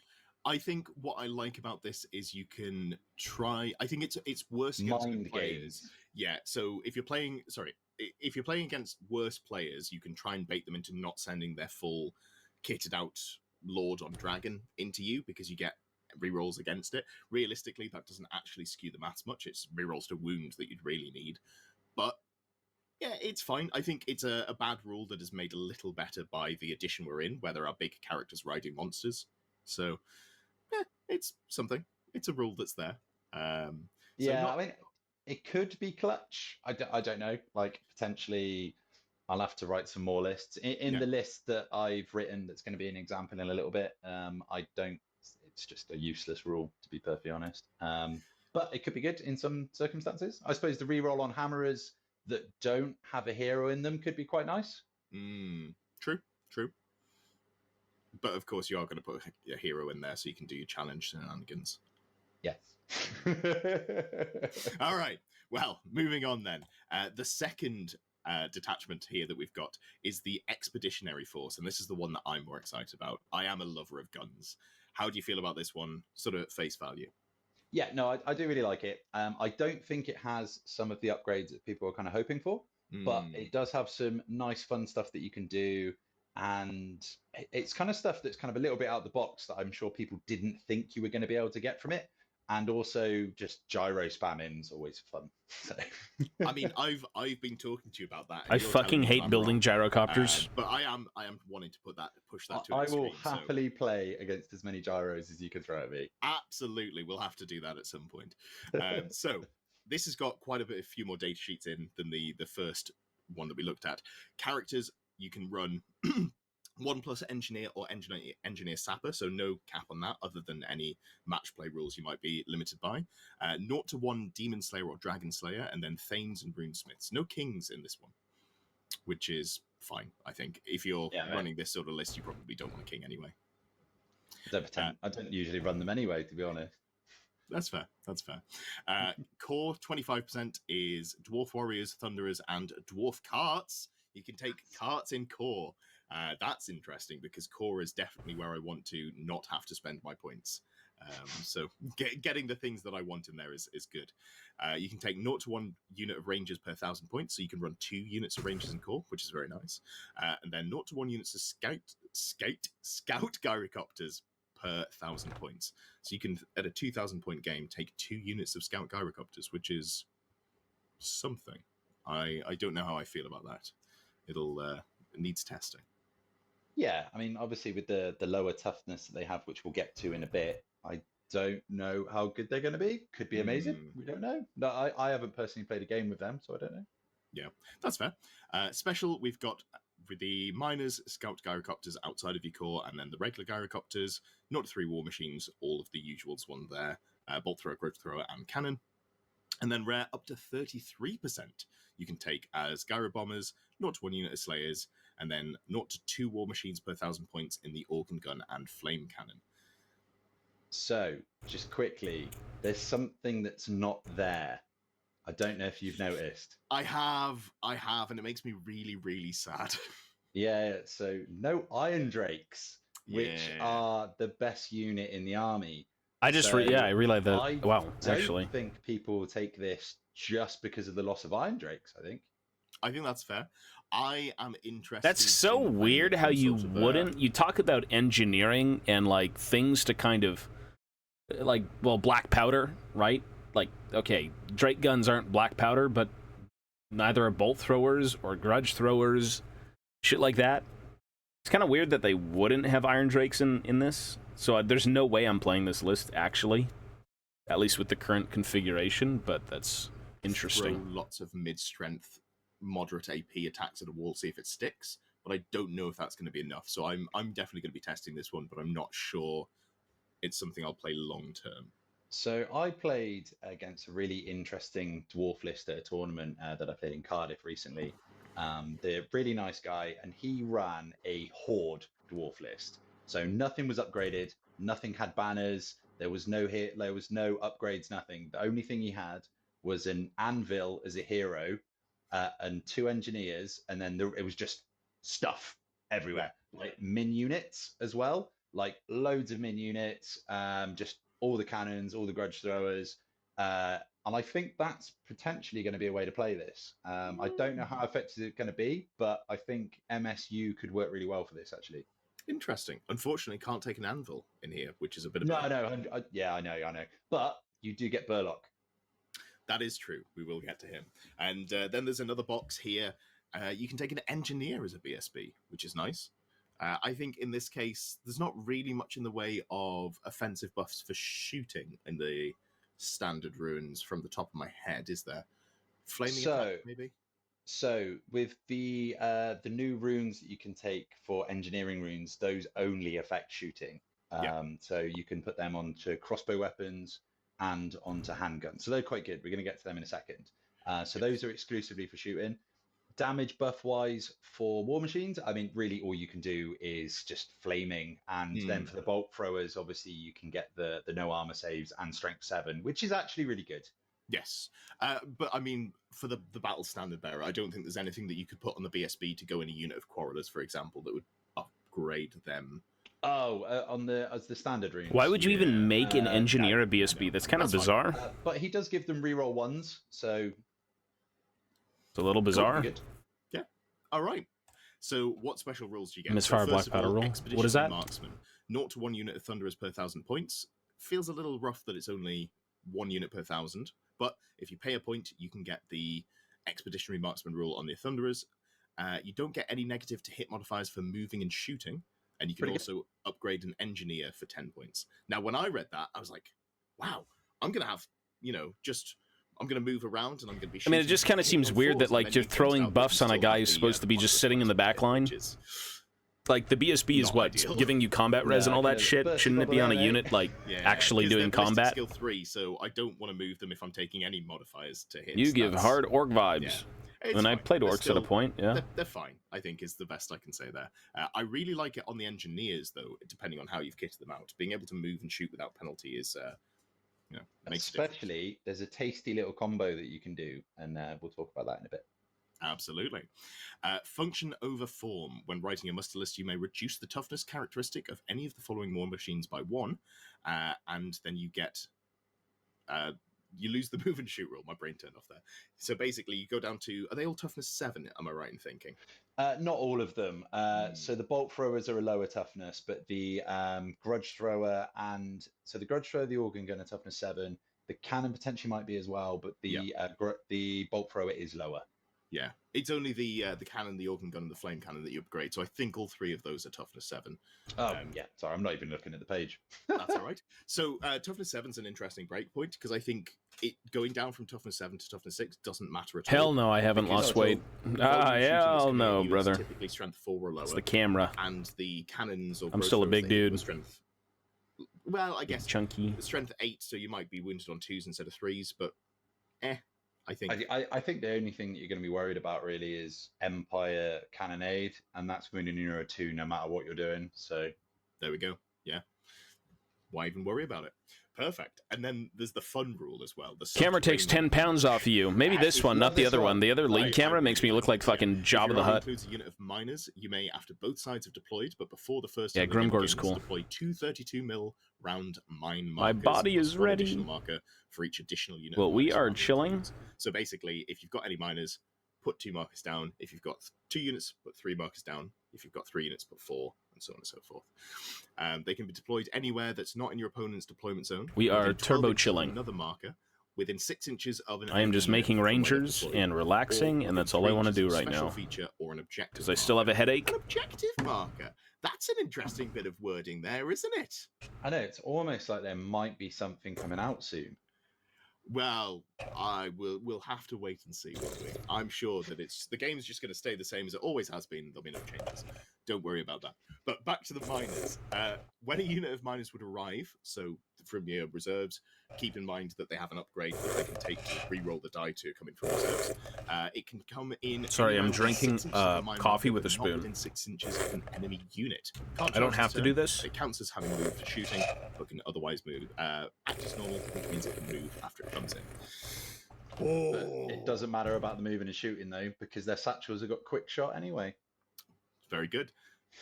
Yeah, perfect. Can't argue with it. I really like this. Yeah, it's brilliant. Because coming in from a board edge when you have a 3-inch move is so soul destroying. Coming in the middle of the board, great. Really like that. So it's even worse on Mountain Pass because you can only come in from the back edge. God, yeah. No, I really like this. I think this is a fantastic rule. I only put 1 unit of these in the list that I wrote, but I could see playing around with 3 units and maybe not even putting them all in reserve, but just having that option because you get the markers for having additional. So you could have 1 unit in reserve if you're worried about getting rushed down, for example, and you could put down 4 markers, and then your opponent has to really think about where they're going, because you're just like, yeah, I've covered every possibility. What you going to do? You're going to get flank charge on turn 3. That's what you're going to get done. Yeah. Well, I've actually got one of my mates printing off a load of these for me, just so I can make an expeditionary force with a buttload of miners in. I love it. I think it's great. Yeah, I really like them. I think they're a very fun Slow, unit, but we're and getting I there. liked them before we got additional rules for them. What are you currently and now working I think on? you just gotta play 'em. Yeah, Just 100%. dwarves. Like I was kind of Like having an always, eye on, just 'cause the way dwarves. the meta's going, obviously, with like the gun lines, they're really good, and now you can just put them anywhere. So you could just be like, well, I'm gonna Dwarven put a Rangers, massive line like marquee across lightly the front. armored I'm gonna get scouts ya. with It's crossbows. good. I love it. All right, let's move on to the unit. So first of all, we've got the Big King, Thorgrim, and I'm not going to try and read the rest because I Ulukson. will butcher it. So Thorgrim is interestingly a Thane, Ulukson. not a king. That's He's only young, isn't he? This is Bubba Thorgrim. sure, but he's a 250 point character. Normally that would take up like a Lord level slot if you go by sort of, Warhammer Fantasy Battle terminology. So I think it's interesting. He is leadership 10 though, I suppose. Yeah. In my eye, he's 3 wounds. That's a Lord level character. So yeah, I like it. No complaints. This is a Give the Rangers human legs. God, they need them. I think he's really good. Numbers on what? I'm gonna say my negative at the beginning, and then I'm gonna say I love everything else. The fact he's not on a shield is really disappointing. Yeah, I would love to see 6 wounds Thorgrim. Yeah, and potentially a better armor save as well, but that's just nitpicking. The rest of it's amazing. I love it. Who's your favorite What armor dwarf? save does he have? Because he's got the armor of I was Skeletor always and a fan. I mean, shields. genuinely, it's always kind of been he's got a Thorgrim, but 4 like, armor save. I guess he's got a 4 up board as well. Well, he's only got a 4. I kind of like Thoric quite a bit. Multiple wounds. Yeah, A guy who's just kind of concerned with like the past more than have a 5 up ward than from the most. banner, isn't he? So don't worry about that. That's true. That is true. Yes, we'll just put Rune that in Lord. it. So he's making all So, the pretty beefy. So only weapons all the good stuff, than you might see from a king. and That's, I guess, where he kind of goes difference out comes in. and tries to reclaim Strength 4, toughness 5, 3 lost wounds, artifacts, initiative 3. you know? That's not bad That for just a dwarf. seems really 3 cool. attacks, leadership 10, as you said before. He's a has very- grudge law. he's a once dwarfy he has set the dwarf. grudge stone down. He and the unit he has joined replace hatred orcs and goblins with a hatred. very dwarves. traditional dwarfy This is nice. dwarf, Can't argue with that. Yeah. but also a master Grudge craftsman. Stone, during any start of turn subphase, you may set the Grudge Stone. They become unbreakable, automatically pass any panic tests. However, once they've been set, they can't flee. Can't move other than to give ground. We've worked on the and anvil. they We've can't done follow the up 10 or Iron reform. Drakes. We've done That's a 20 lot of Dwarf negatives there, Warriors. but it's a hell of an anvil. We've It done is like a a lot of negatives, gyrocopter, the and now only we're way that working I on can 10 set Dwarf my grudge Rangers. stone down is if there's enemies all around you and you're getting charged by everything, you're like, right, this guy needs to hold the door. Yeah. And just drop him down right in the middle of the army and just hope that it can kind of weather the storm while the rest of your units come in and kind of do stuff. Yeah, I think that's probably quite valuable, honestly. So I can see use in that. And it's only 250 points, so as a beat stick character. Problem is, he does only have 3 wounds and slightly dodgy defensive stats, so you maybe just he gets killed. Maybe that's the. I think the only way that you can run him is in a unit of hammerers. So put him in with the hammerers. So they're always going to accept challenges, so no one can challenge him out. As soon as you get close to a dragon, so run your hammers in the middle, a unit of those like new warriors on either side, the new clans warriors, get them either side. They charge into the dragon, or the dragon charges into them, 100% probably. He chucks down the oath stone, so they're stuck, and they stuck in a challenge, and then literally the 2 units come in. That's the only play that I can kind of see that working, I think. Okay, that's fair. So then we've got the armor of Skeletor. So that is, as we talked about before, heavy armor. So you've got a 4-up save, including the shield that he comes equipped with. 4-up ward against killing blow or against any multiple wound rules. So that's Well, odd. you are forgetting it is Bromril though, so it's 4-up rerolling 1s. So That's true. if it works a quarter of the time, 100% of the time. I feel like that's one of those rules that as the dwarf Yep, player, like, we're getting there whatever, slowly. It's just the taking a rule long that's there that time. slows me down. You are And then when a you little play tall against for a it, you're like, dwarf. this is so I'm a frustrating. dwarf. I thought I did If I was a 5 dwarf, wounds, I'd I be did taking the 2, oath. Look at my I wanted to beard. Cry. It's like Magic Resist 1, isn't it? You think it's rubbish until If you do play full against armies, it, where do you and keep you're like, everything? I've got a display case. Absolutely. Makes a big difference. It does have in one of his angry fists, Right now, the I'm grudge settler. basically housing all of the stuff I've worked on in the display case that kind of like motivate me to like, oh, keep filling it, and then go fucking glue them all together. So that's kind of where I'm at. So, Strength +2, take him up to Strength 6, AP 1, Armor Bane 1, magical attacks, and then also the Master Rune of Smiting and the Rune of Parrying. Now, can you tell us what those two do? Right, so this is the true kind of where he kind of makes his points back up. So you wouldn't be able to take the Rune of Smiting and another rune on a Thane level character. So the fact he's only around 250, so the Rune of Smiting by itself is 75 points. What that is it does D6 damage for each one of his attacks. So if he does manage to hit a monster, he's probably going to do quite a bit of damage to it. And then the Rune of Parrying is -1 to hit as well. I would have liked to have seen him being weapon skill 7 though. So it means that kind of most beefy characters are still going to be hitting him on 4s, which is a little bit of a shame. But with those two things baked into his profile, he is actually really cheap when you kind of break it down points-wise, I think. That is true. That is true. All right. So a character with maybe some flaws, but quite a lot of upsides. So yeah, I'm definitely going to take him. I love it. I think it can work really well. Plus, it's Thorgrim, so if you're a dwarf lover, you're going to take him 100%. Yeah. Maybe legally. Not to the most competitive. Yes, maybe not to the most competitive tournaments, but I think definitely with games with your mates, he's going to be a really fun one to play with. Perfect. All right. Speaking of other classic characters, we've got Ungrim Iron Fist, the Slayer King. Yes. So, look at that stat line. What's the first thing you want to tell me? Because there are two stats on there that are wild. Fucking weapon skill 9 is pretty nutty. Because I've got something that's even more important. Weapon skill 9 is a little nutty. Weapon skill 9. What? Only beaten by a Bloodthirster with, I think, weapon skill 10. Weapon skill 9 is pretty insane. Caps out, I think, weapon Bro's a skill Giga 7 Chad. on the base sheet, so that's pretty wild. And then also toughness 6. Sure. I know, mad. Yeah. Absolutely mad. All right, what is it you want to point out? That dude is... So, we've been waiting for this for so long. We've finally got Monster Slayer, baby! Whoop, whoop! Yes! Of course, you are on a movement 3 character, so I don't want to, Yeah, but if you put your entire army in one unit, they got to come get you. That is true. That is a valid strategy. I respect what you're saying there. So, there is a long list of rules here. So, first of all, got the Axe of Dargo, the Slayer Crown, and Light Armor. That actually means this is a Slayer who has a 4-up armor save and a 5-up ward, which is pretty cool. Big fan of that. So, other rules, Death Blow, Brummel Armor, so you're rerolling those ones. Hatred, Orcs and Goblins, Immune to Psychology, King of the Slayer Old, Magic Resist 2, Rallying Cry, Resolute Slayer, and Unbreakable. So a good mixed bag there. It does a little bit of everything. Before we go into the special... the unit-specific special. Well, there's rules for everything. Noteworthy that you want to point out. Damage, saves, right, so obviously initiative. In the FAQ, the Death Blow is actually going to be his strength as well, so it is a strength 4 Death Blow rather than a strength 3, which is pretty handy. That's nice. With the magical attacks, you're not going to be able to stop him with like Banshees or anything like that, which is good. The strength +2, so he's going to be strength 6 with Monster Slayer, which is pretty handy. 4 attacks would have been nice to see him with 5 maybe, just because he is the Slayer King, but I love pretty much everything. So yeah, with the armor, amazing. Like he's so much tankier than I thought he was going to be, which is good because he hasn't got his dragon cloak yet, has he, in the lore? So it'd be interesting to see if they do add those rules in the future, maybe. I don't know. Old World 2nd edition, maybe. Yeah, potentially. The Unbreakable's nice. Obviously, he was going to have that as a Slayer anyway, but it is just nice to see that they haven't just missed that off, so it is weirdly unusable. You know what GW's like sometimes.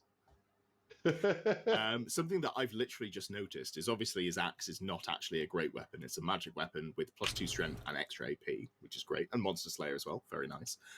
He's initiative 5. Yeah. That's fast.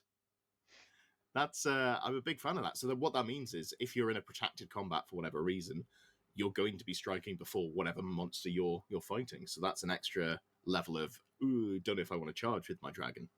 Plus, he can actually get to initiative 8 if he ever charges. If.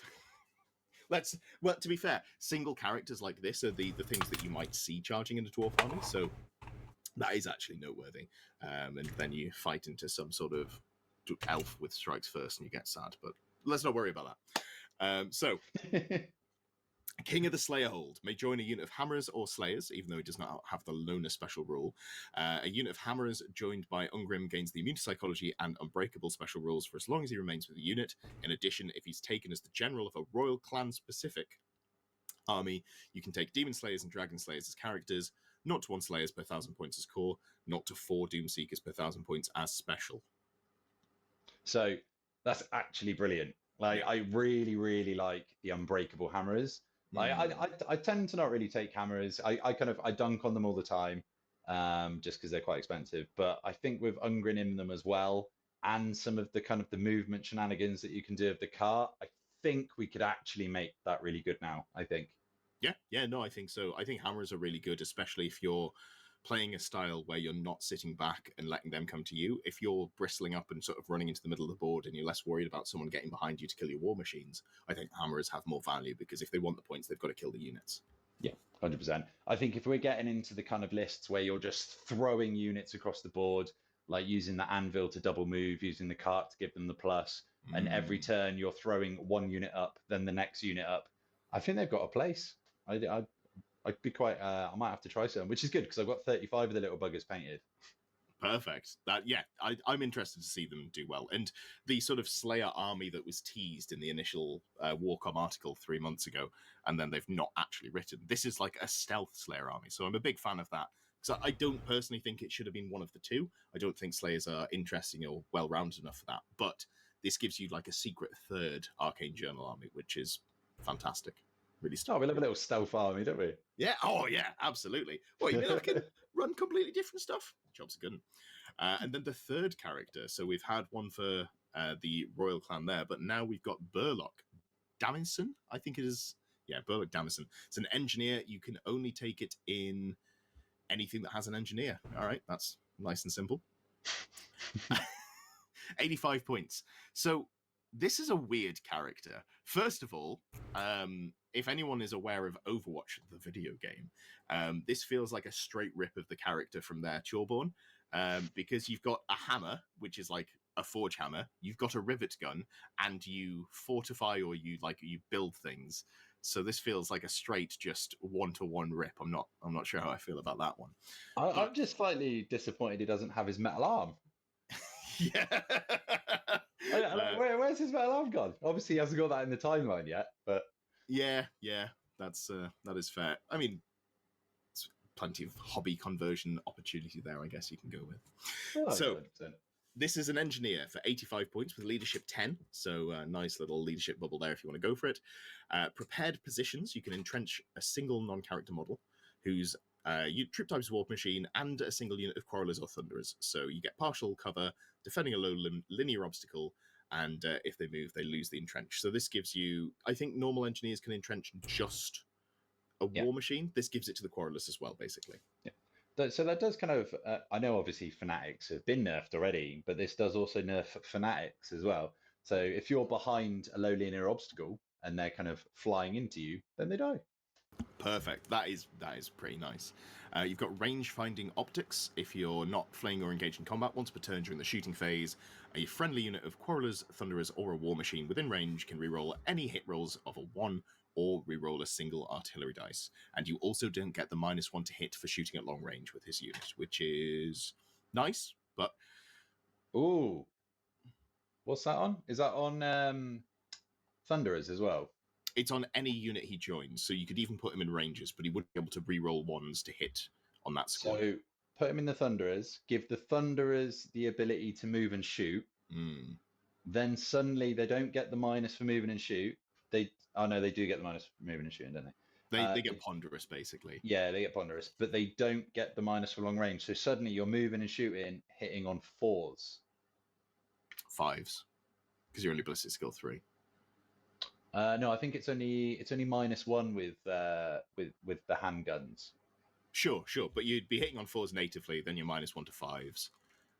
Oh, yeah. Yeah, Ignore me, I had ignore the me. exact same thought. I read the rule. I was like, it gives you +1 ballistic skill. No, it costs you +1 point. Yeah, I hadn't even thought of his. I was like, oh, that's a yeah, I did exactly what you did earlier.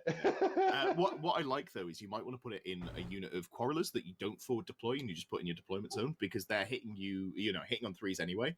So just having a unit that can sit in a hill and hit in 3s, or can go with the Iron Drakes, take away the penalty for that. Obviously, he doesn't get his other buffs into those units, and you might want to keep him near a war machine to get the buff there. You But can't put him in Iron Drakes why not? because you can only take him in the Engineers Guild. No. You can take him in any Dwarf Mountain Holds army. So Can you? you could take him in general. Oh, can you? I thought you Yeah. could only take him in the Engineers. I was looking at his rules, like, God, what have I missed?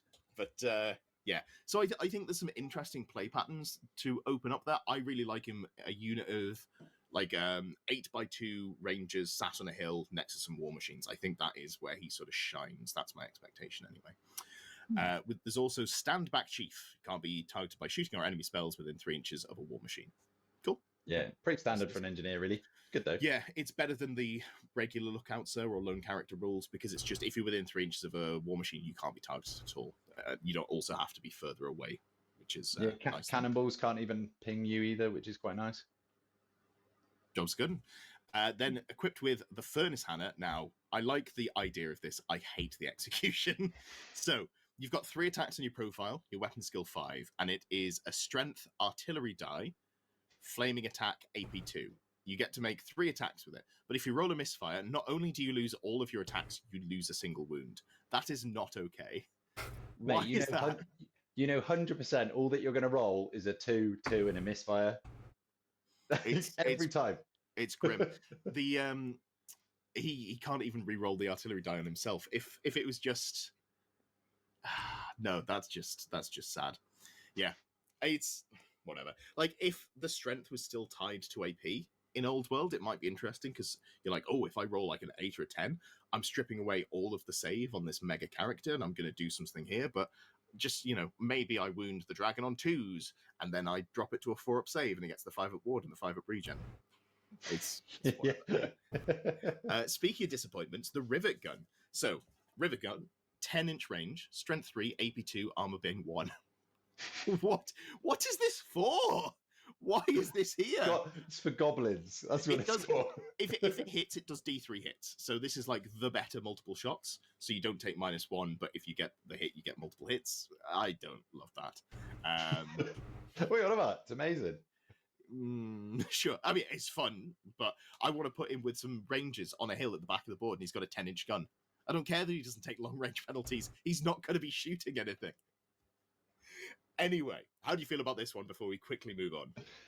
So it's very, I don't know. They've almost tried to make the dwarves even fluffier than they were before. Like I do like some of the rules that they put into the new dwarf heroes. Like I really like the range finding optics. I really like the prepared positions. I think there's going to be some really good plays with that. Like you said, getting the rerolls on a hill is going to be really nice. The getting the linear obstacle in front of them to stop fanatics is going to be really, really good as well. So you could push a front line up, just kind of chill there. If you're playing against goblins, that's actually really good. I think that's a really good play. But yeah, his gun's terrible, isn't it? And if he gets into combat, your opponent's just going to laugh at you. Yeah. It's one of those where when you play against it, your opponent's going to roll strength 10, and when you're playing as it, you're going to misfire. Yeah, 100%. Yeah. All right, we can move on then. So we've got the Dwarf Engineer Sappers. So 70 points for an engineer. The engineer doesn't give the reroll protection for artillery. I know. It's 20 points more than a normal engineer, and it doesn't do the thing I want an engineer to do. Let's talk about it very quickly, because it does have some interesting rules. So you've got the standard upgrades there. Great weapon. Can a normal engineer take great weapon? I think it's just... Yeah, they can, yeah. Yeah, the straight same upgrades there. So you get... The things that you actually get are dig in. During any command phase, you can take a leadership test on your leadership of 9, so you're probably going to pass it. If the test is passed, this character and any unit they have joined become entrenched. An entrenched unit is considered to be behind partial cover and defending a low linear obstacle. If they move, it's no longer entrenched. So it's exactly Yeah, so it's exactly the same rule as Burlock as well. So I suppose with that you could Burlock's have is deployment zone, deployment phase only. This is in the command phase. Oh yeah, but obviously once you've got like a couple of sappers as well, then Sure. you could have 3 of your units or 2 of your units that have the same effect on them. Sure. Which could be quite nice. Depends what you're playing against. I mean, if you're playing against like Wood Elf shooting spam or anything that's kind of shooting at you, getting the extra -1 to hits can be quite nice, actually. Yeah, that's true. That's true. And then hostile terrain, an enemy unit that ends its movement within command range of one or more characters with special rule must make a dangerous terrain test. So it's for each model within 8. I mean, this is fun. I like the idea of leaving little minefields for them, but I don't think I'm super bothered by it unless, chariots become the meta. So I'm a little bit disappointed with this. I think if it was units are treated as if they're in dangerous terrain, I think that would be much better. That would be disgusting. Yeah, 100%. Like that would be absolutely brilliant. This rule, yeah, I mean, it's only going to be good against chariots if you roll lots of ones. Yeah, I think we can move on here. It's a unit that exists. Yeah. The Doomseeker. Now, this one I'm actually quite excited by. I think it's very fun. So it's the not quite fanatic, but kind of fanatic. 50-point character, only moves 3 inches, but it has sort of semi-swift stride. We've got Wait, a Doomseeker is 1 unit per roll, so it's not as one model for 50 points. Still, 12-inch declarable charge instead of 9-inch, which is I thought it was a unit of them. Never mind. It is strength 5, toughness 4, 2 wounds, initiative 3, 2d3 attacks. Rip, I guess. And you can buy up to 50 points of weapon runes, which is good because it only has hand weapon. So the way that it works is it is a Slayer that has impact hits, D3 plus 1 impact hits, that use your weapon profile. So if you've given it some AP, for example, you might have AP 2 if you pay for a couple of runes to give you extra AP there. D3 plus 1 impact hits, your initiative 3, so you're going to be at initiative 6 on the charge because you need to be charging with this unit. Yeah, I think it's an interesting little blender that you can sort of just put next to your units and go, you've activated my trap card. You've charged me, the one thing that I wanted you to do. Now I get to flank you with a stupid man. Yes, I think they're really fun. Like we were talking about these earlier, and I think the way to play these is definitely just tool them up, give them as many upgrades as possible. So you can take 3 of them unless you're playing open play, I suppose. So take 3 of these, upgrade them as fully done. So that's 300 points. Just throw them at the enemy, and then when they kill them, they don't get any points. Yes. That's the Doomseeker special rule. So if it's alive at the end of the battle, your opponent gets victory points for it.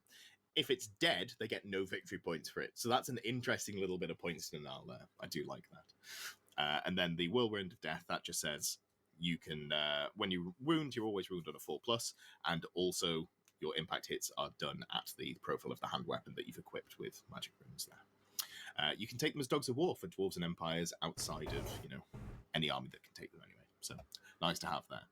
I think they're going to be really good in an Empire army. Can you imagine a couple of these guarding some bloody cannons? It's a good job that most events don't allow mercenaries. That's all I'm going to say.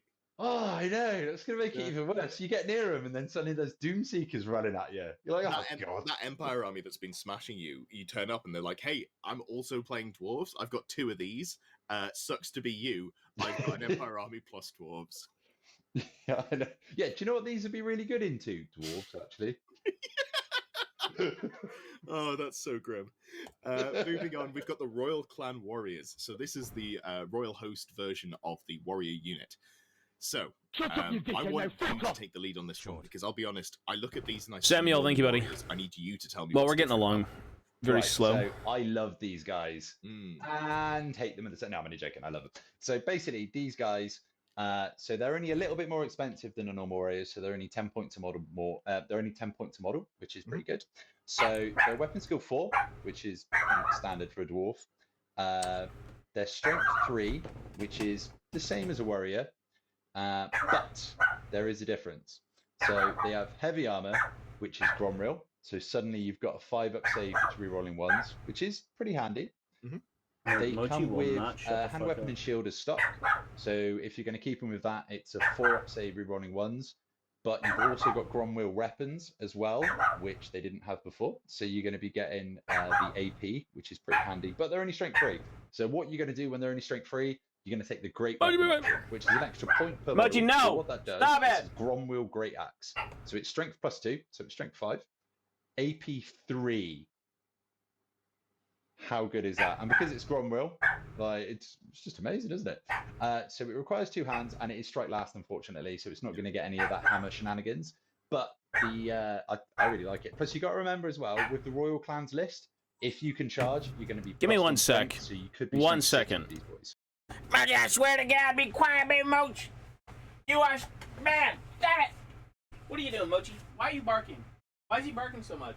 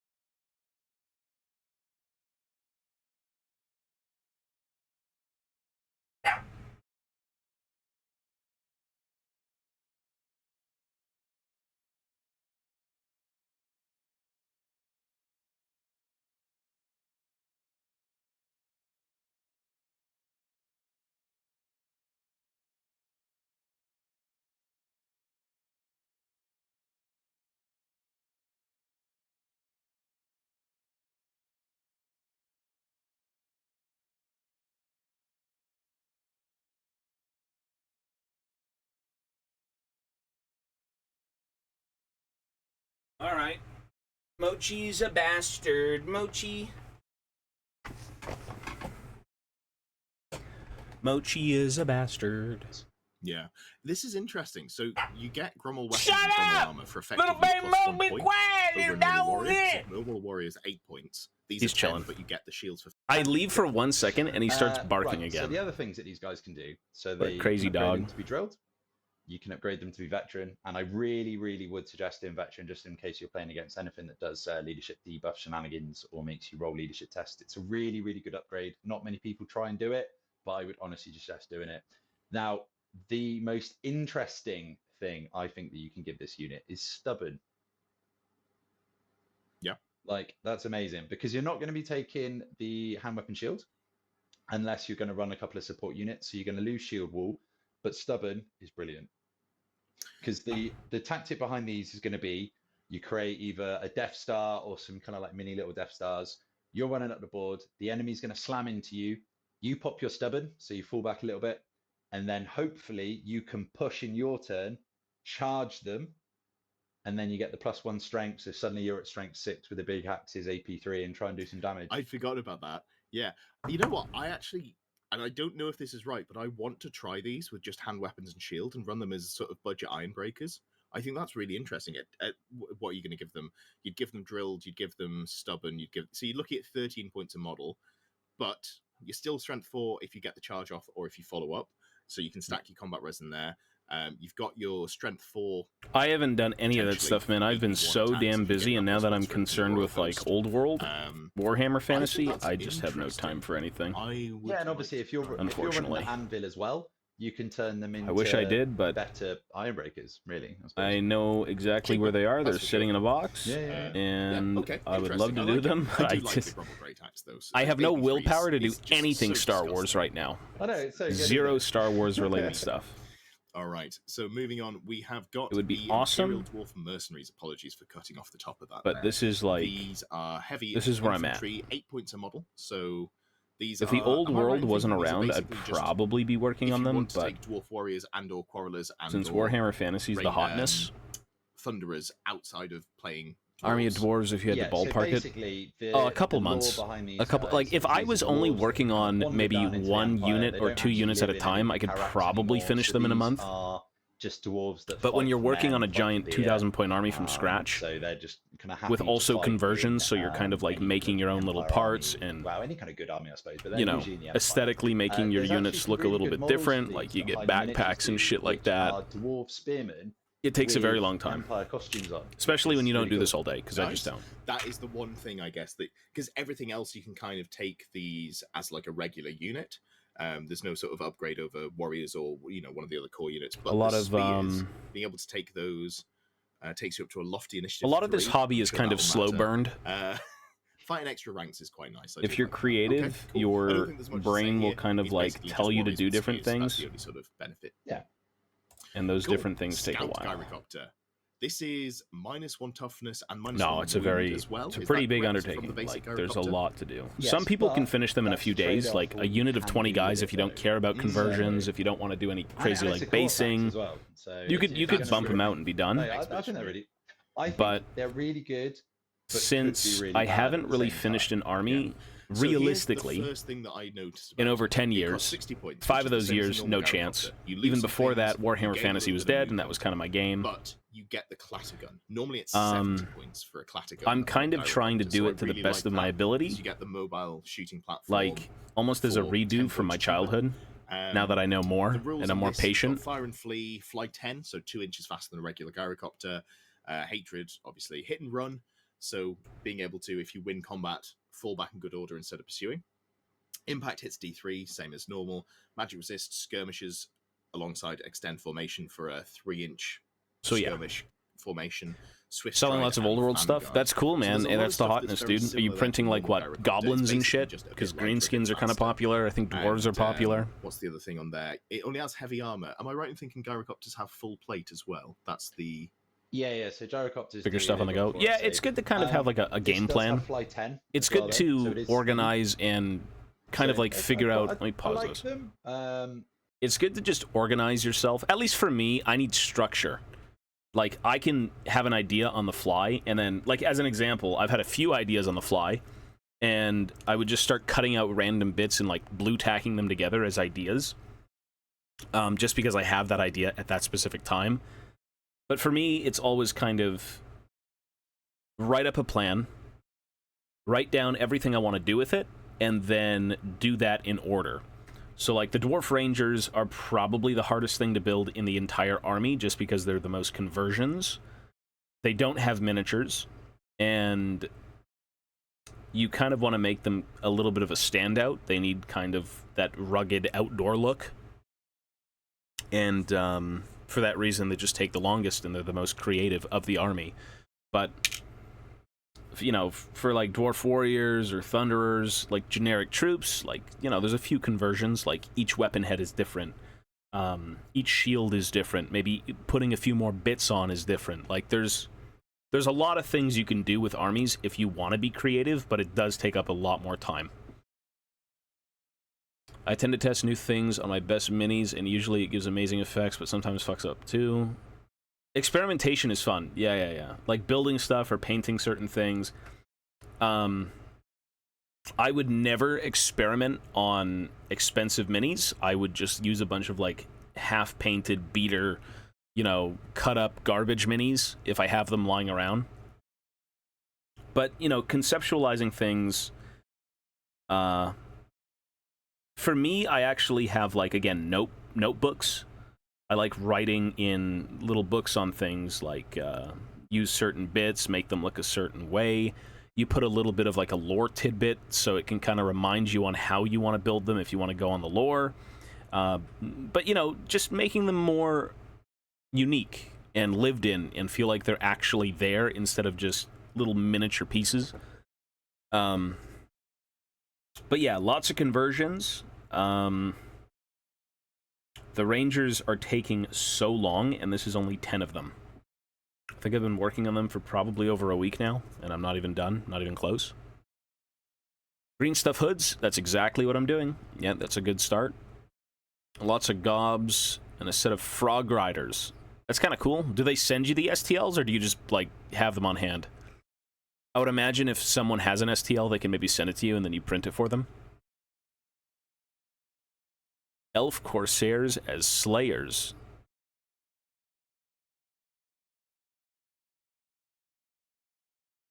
What does that even mean?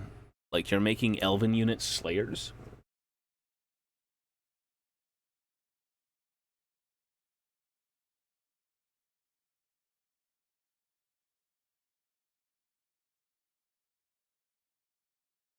Yeah. I mean, if you paint a mini and you don't like it how you've painted it, you can literally just strip the paint. Oh, I mean, it's your hobbies, dude. Do whatever you want. It's cool. There's a lot of different things that go around, you know, different ideas and whatnot. Currently keep bashing my own Cornlord on a Juggernaut. That's cool. Yeah, exactly. It's just preference, you know? Like, if you're into the hobby, you're probably going to want to make more, you're going to want to paint more, you're going to want to convert. But for some people, you just kind of want to get on with the fucking game. So, like, you're going to build everything from the box, so on and so forth. Just be done, right? Let me play the game. I still want to play the game, but I want my army to look as I envision it. And as I envision it right now is a little bit complex. These are the re-released dwarves, yeah. I've had these for years, though. Like, since the time of Fantasy, so I'm set. I don't have to buy anything but the new stuff. I have every single unit, and I mean a lot of them. Metal instead of a nice resin. I was hoping they would recast the metal minis in Forge World resin. That's what I wanted. And we are just getting metal. And that's fine, but like, again, as someone who likes converting, Forge World resin, like, it's good. It is good. I like it a lot. Yeah, these are plastic. Metal is nostalgia, and it feels great in the hand, because, like, it is weighty. It feels like you've got something worth value. But at the same time, cleaning up metal is garbage. Painting metal isn't as fun. And it's just a little bit more tedious. It's not really my thing. You know, there are miniatures that have, like... A lot of the older sculpts are in metal. And I do love the sculpts, but, like... I don't really like working with metal, and then again, you can't really convert them. I do like converting a lot of my stuff. Army Showcase. If you were here 10 plus years ago, I could show you everything. But unfortunately, this is the redo. This is the remnants of my long-done dwarf army. The orcs and goblins, everything. I've only got unmade kits. I've got a few painted minis. Like, the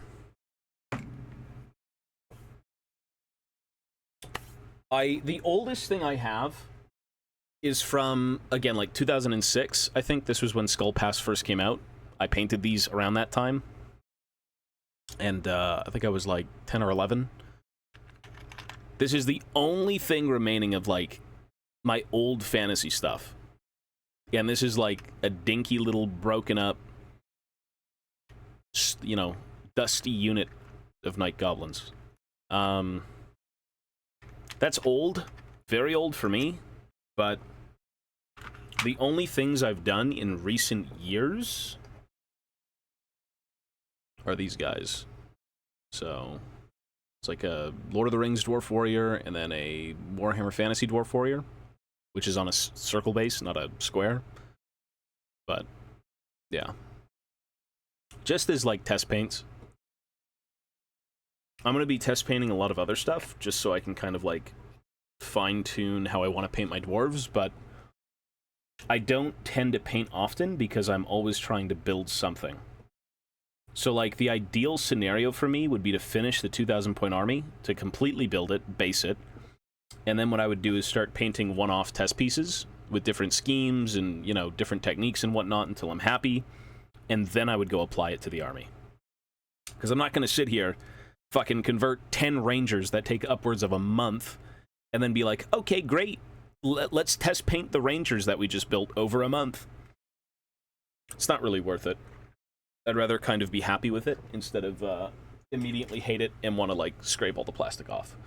Rainsden, thank you, dude. So, It's good to have just kind of like garbage units around if you ever go on eBay and you find cheap lots of guys and they're all kind of beat up and ugly. Poorly glued, poorly painted, whatever it may be, and you get them cheap. That's what you should be painting. Don't paint your minis that you spent months creating or conversions. Like, if you're not confident, build up that confidence with garbage. And then take it to your good stuff. The last thing you want to do is be disappointed in your work when you've put so much time and effort into it. So, that's how I view it. Do you generally not paint because you feel like that's the finish? That is the finishing touches. Exactly. Like, painting for me is it's the finale. It's like you finally did everything you've wanted to do, and painting it is when it's completely 100% through and through done. Which means, for me, I have to do the basing, I have to do the building, I have to do the converting, I have to do the mold lines, well, the modeling, like the green stuffing and the milliputting for all the seams and whatnot. The army needs to be complete outside of paint. I painted Korax Primarch model very early on, and now I kind of hate it. Well, there's nothing wrong with painting one-offs. Like, literally, if you want to make your one-offs look a little bit more intriguing, get a little shitty piece of wood and just put them on here, and it's like, oh yeah, I painted this, you know, whenever, and it was a practice piece, and you write down what did I learn, and, you know, oh, the blending on the shield could be better, the highlights on the helmet could be better. You know, I could take the general highlights a little bit further with, like, the greens and whatnot, and from that, you apply it to the next mini. And then you look at that, you just beat yourself up again, and you say, okay, let's take what we think we could be better at on that one, and then apply it to the next. And then eventually, hopefully, you'll be satisfied enough to then do the army. That's how I view it, to be honest. Because I don't want to spend so much time doing something and doing it well to then just kind of like test paint minis that I've just spent more time with.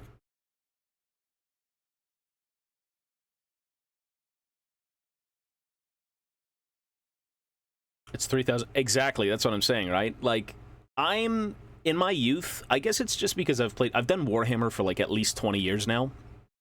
And when you're a kid, you just want to do stuff. You don't think, you just build, you paint, you glue, and it comes out great because you're a kid. You know, at that time, I'm like, oh my god, Space Marines with goblin green bases and flocking. And it would take me like an afternoon to complete something. These days, it takes me months, but I'm a lot more invested in the hobby and kind of the whole process. I'm not just like a kid doing it and like getting it out of the way and oh my god, it's so cool. So I've had my time rushing through units. I've had my time instantly painting things over a weekend or building things. I just want to take things a little bit slower now. I just want to be content with what I've produced instead of trying to like jump to conclusions and finish things just for the sake of finishing them. Not everyone's like that, obviously. You know, some people will also want to kind of like be very satisfied with what they're doing and want to see their results and be happy with them. But others just want a game. People just want to throw an army together and just play. And I respect that, and that's how, you know, most people are. But I always found, for me, a Warhammer army is very, very personal. You know, it's not like you're going to take it to the grave with you or anything, but you have a chance to kind of just be as creative as you want. And for that reason, you can kind of take as long as you want to build it.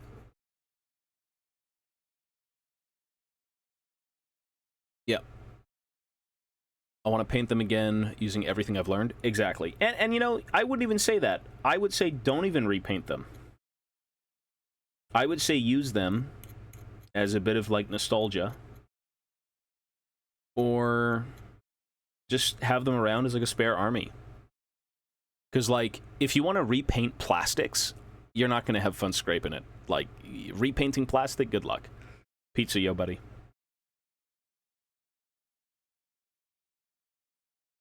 I think the lessons you learn along the way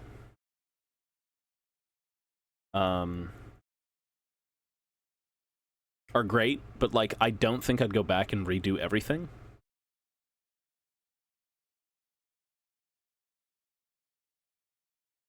Yeah, I've heard that too. I heard it was really, really good. I gotta leave soon, by the way. I don't have the patience for this kind of job, even though it's interesting. You don't need the patience. You could just fucking cut them out and glue them. Yeah, I would even say keep your older art. Like, keep your drawings, your sketches, your fucking painted minis. It's good to look back and be like, I was there at one point. Like, again, I don't really fuck with greenskins anymore, but I'm glad I still have this unit because I remember where I was when I was doing it. Blasting fucking Billy Talent sitting in my room while I had no friends, and I would just paint, and go to a Games Workshop in my youth. That's all I would do. I would build stuff, paint it. You know, I would scrutinize the hell out of it. Like, I remember, again, being 10 or 11 and going back to these things repeatedly. So many times, just looking at it, repainting it, looking at the box art, repainting it. Like, this guy probably had to be repainted, not like from scratch, but details added, like highlights, or, you know, dry brushing of like the dirt on the cloaks. The slight highlight on like the rim of the shield. I can picture myself doing this, and again, it's just kind of like it's a good thing to look back on, whether for memories or for just kind of seeing where you were at one point, you know, how things progressed. So yeah, cool.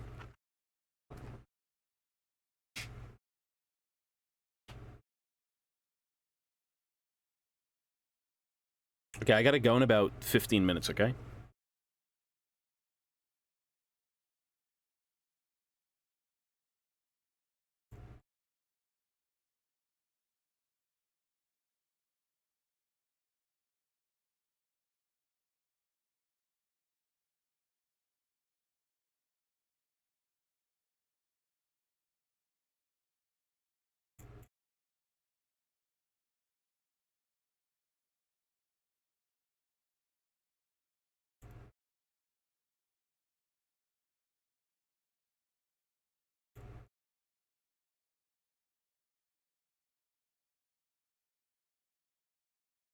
Anyone want some cheap practice minis, come my way. Well, there you go, 3D printing.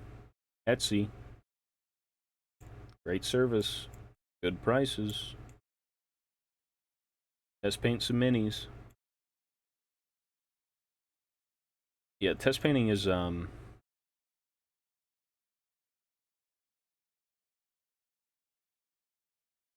test painting is great.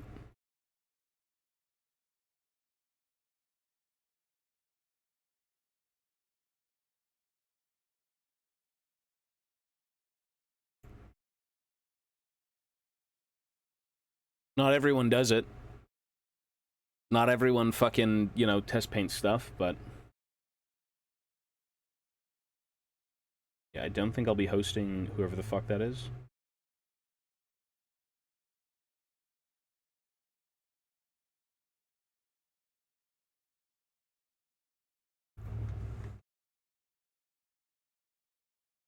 Okay, we can turn this off.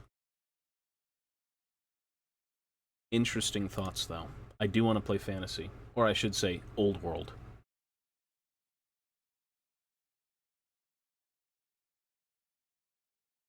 Oh, gotcha.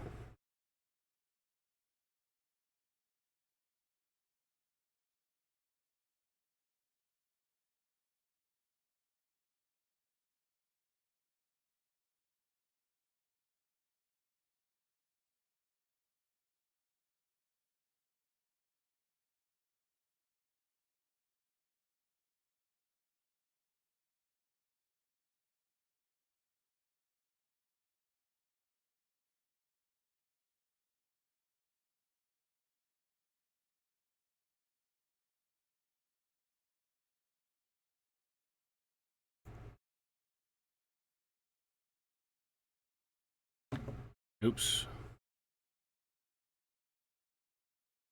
I'll fly to Canada so we can play Old World. I got no army, dude. I'm down to fucking, like... How thorough do you know the rules to Old World? How convinced are you that you know every rule to Old World?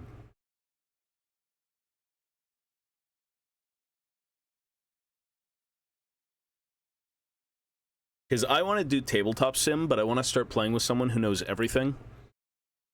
To kind of, like, get mentored back into the game.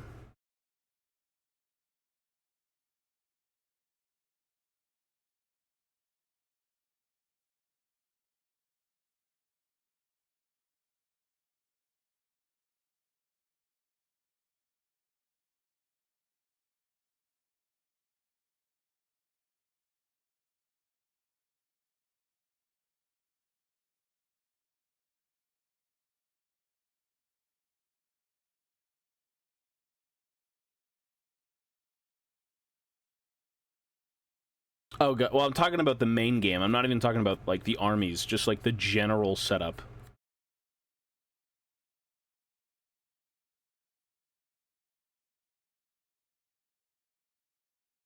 No, probably not today. If anything, very late. I wasn't feeling too good earlier, and I streamed a little bit of League of Legends, but, like, I felt like, I had, like, no energy. Still kind of don't have energy. Was drinking, like, fucking coffee, and it was alright, but...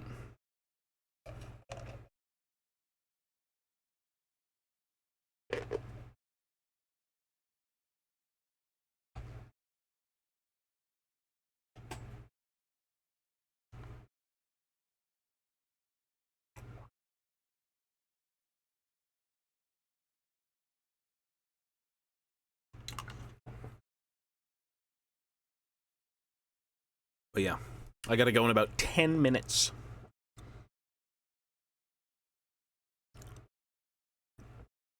You know what I think would be cool?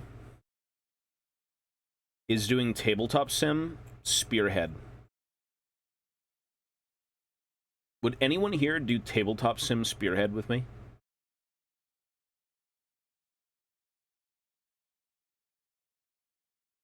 Even Old World? What is Spearhead? It's like a very quick and dirty Age of Sigmar game. It's as beginner-friendly as ever, and it's just getting dice on the table and doing stuff. Well, it'd be through tabletop sim. I wouldn't really do it in person without a finished army. But that was actually on the list. Right now, I'm kind of piecing out how I want to make my Spearhead box. And,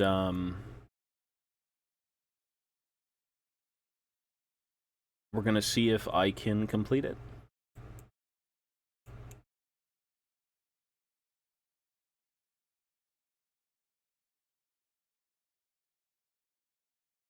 It seems fun, though. Because it seems simple, and it just gets models on the table to do stuff. Because, again, it takes a very long time to finish things.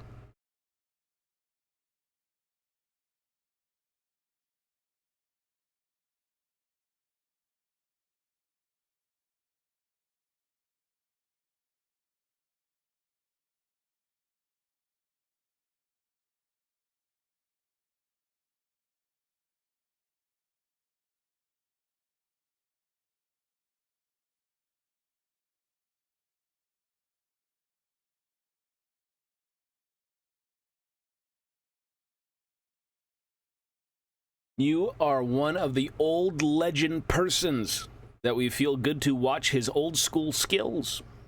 True. This is true. I'm not like one of the most OG League people, but I'm kind of down there, yeah. I'm an OG. Will you give Speed Freaks a try? Nah, I'm not going to play the games. I'm more interested in, like, tabletop stuff. My Games Workshop is doing a Spearhead tournament right now. Every weekend they get games in. I watched a bunch of them, and I'm like, that seems fun. As someone who doesn't play the game as often as they used to, I like the excuse to just build one box of guys and play. That's extremely inviting, because for me it takes so fucking long to do anything And the idea of just finishing a frigate, 10 guys, a character, and 3, you know, special units.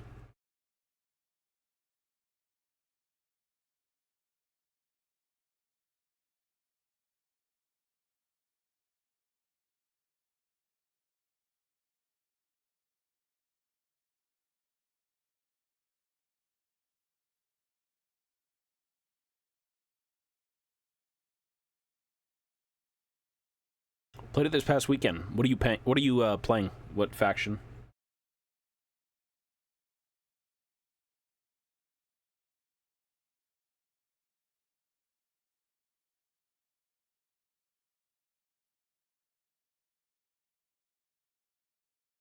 Cities?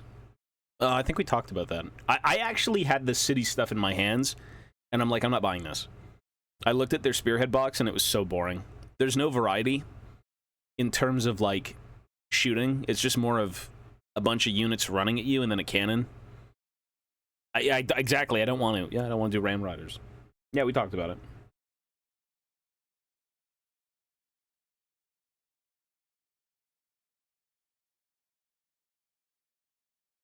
I think for me, the Caradron fit kind of the aesthetic anyways that I want to go for. Like, dwarves with guns are dwarves. Dwarves with melee weapons are dwarves, but they need guns.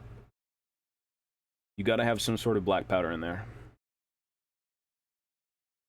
Like, what are dwarves without their inventions? Still very sturdy, durable, grudge-bearing, large ballsack having, vertically challenged, hairy people. But the big part of their being is definitely their guns. Yep.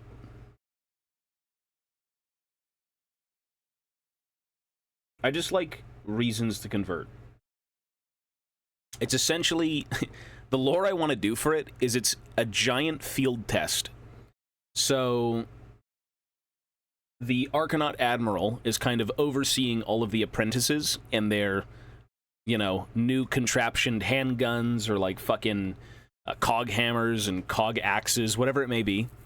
Each Archanaut company is kind of like an apprentice. They're just up and coming, you know, trying out new things and field testing their inventions, basically.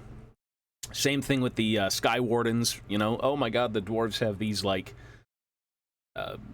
I mean, smaller gyrocopter fucking, like, backpack things. I don't even know what you'd call them. And it's just cool, you know? It's a reason to convert stuff, and it's fun, so why not do it? Same thing with the airship. I always need an excuse to, like, build something new. And I was conceptualizing this for probably over a year. Since the Cities book has been out for a while, probably about 2 years, but if I have the time and the resources, I will do it.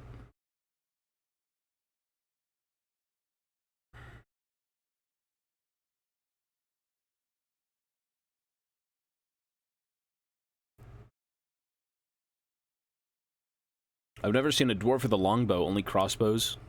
Warhammer dwarves use crossbows, Lord of the Rings dwarves use bows. You can't really use a bow if you're a dwarf, and if you were to use one, it'd be like a short bow. Not to mention crossbows are a little bit more rugged. You know, elves use bows, dwarves can't use bows. A little bit of a burlier weapon.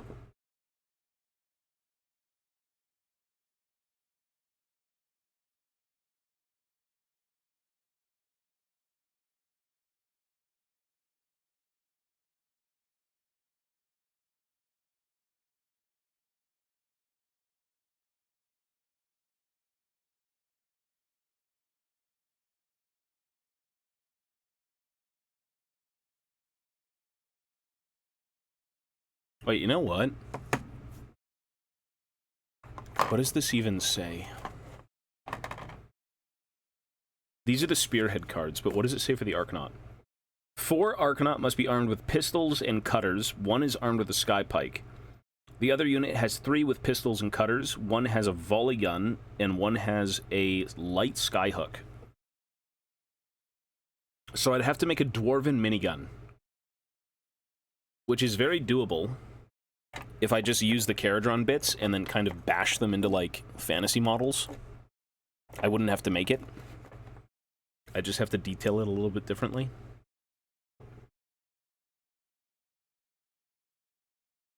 I actually wonder what that looks like. Hang on, I think I have them. Yes! We have to see what it looks like.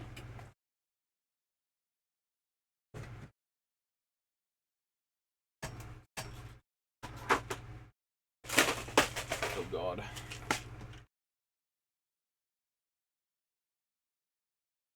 Okay, here's the minigun. Here is a dwarven minigun.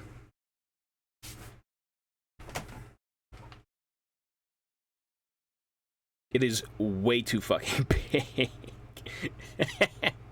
What is this? What is this? Scale creeped dwarves. Holy shit! That's big. Now, these guys got scale creep pretty hard. It won't... I mean, you know what you could use is, like, the Empire repeater handguns? They're a little bit smaller. This is a bit too big. Hang on. So say we just have this body, right? Fucking Christ, that's way too big. Holy shit! That's humongous. Yeah, coffee. Use the head without arms? No, it's not even... That's not it. It's just the gun is too big. Like, it's genuinely... Like, this is massive. This is too big. It looks comical.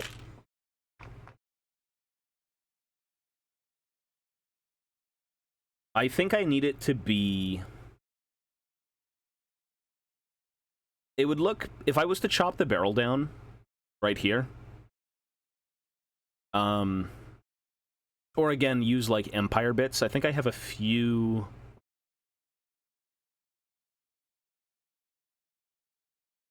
One sec. You'll see what I mean.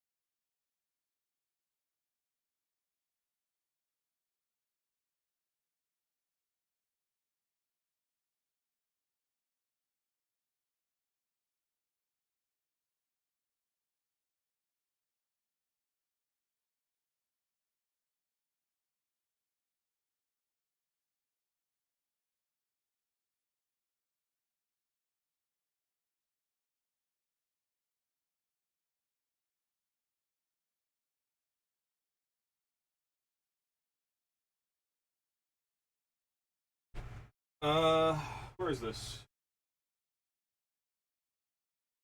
Here it is. Take a look at this. So these are Empire Outriders. Pistoliers. Old Empire Outriders. I used to play Empire. I still have some stuff. Right there. Heavily modified to look dwarven. And you kind of cut down... Because the arms are very similar in size to dwarves.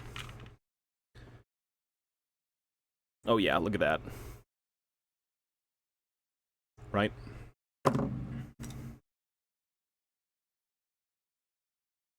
But, you know, you make it chunkier looking, basically. You make it bulkier. It's basically a perfect, like, look at that. You can't get any better than that, right? Although it'd be cool if you could kind of have it like the smart gun from Aliens, where it's, you know, underslung, like, oh, or like a heavy bolter type of deal. That'd be cool. Yeah.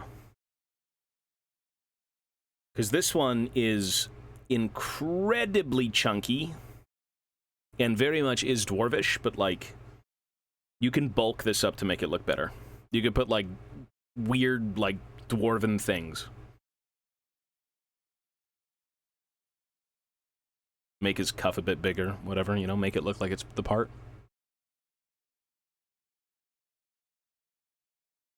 Give him a shoulder pad.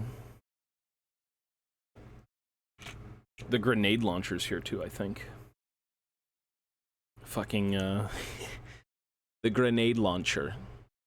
I mean, that looks so cool, dude. Like, come on. It's great.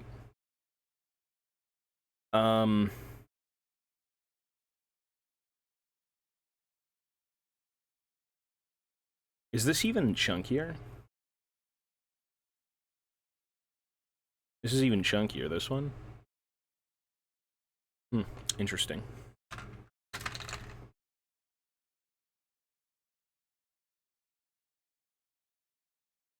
Who else has miniguns? I have to leave in like a minute. I should have been gone 3 minutes ago, actually. I don't think there's any dwarven, like, miniguns.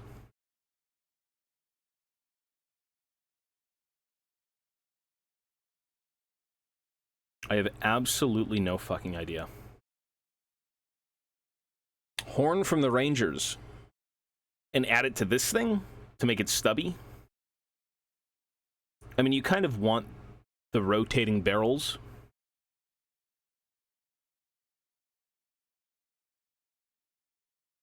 Maybe it's also this hand.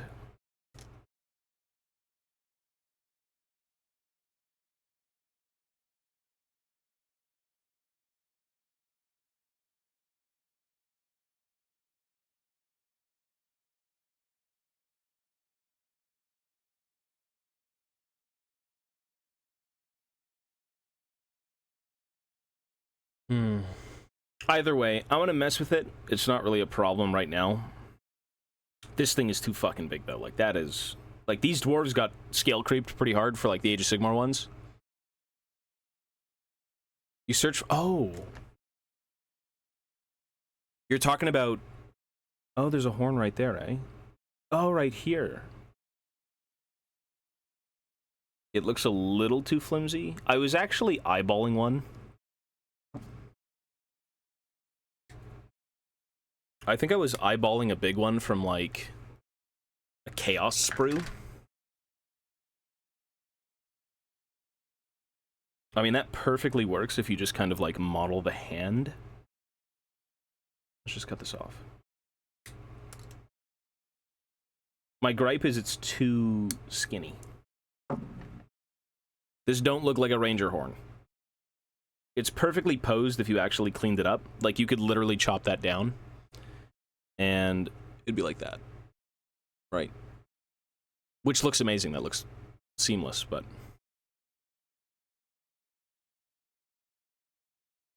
a little janky.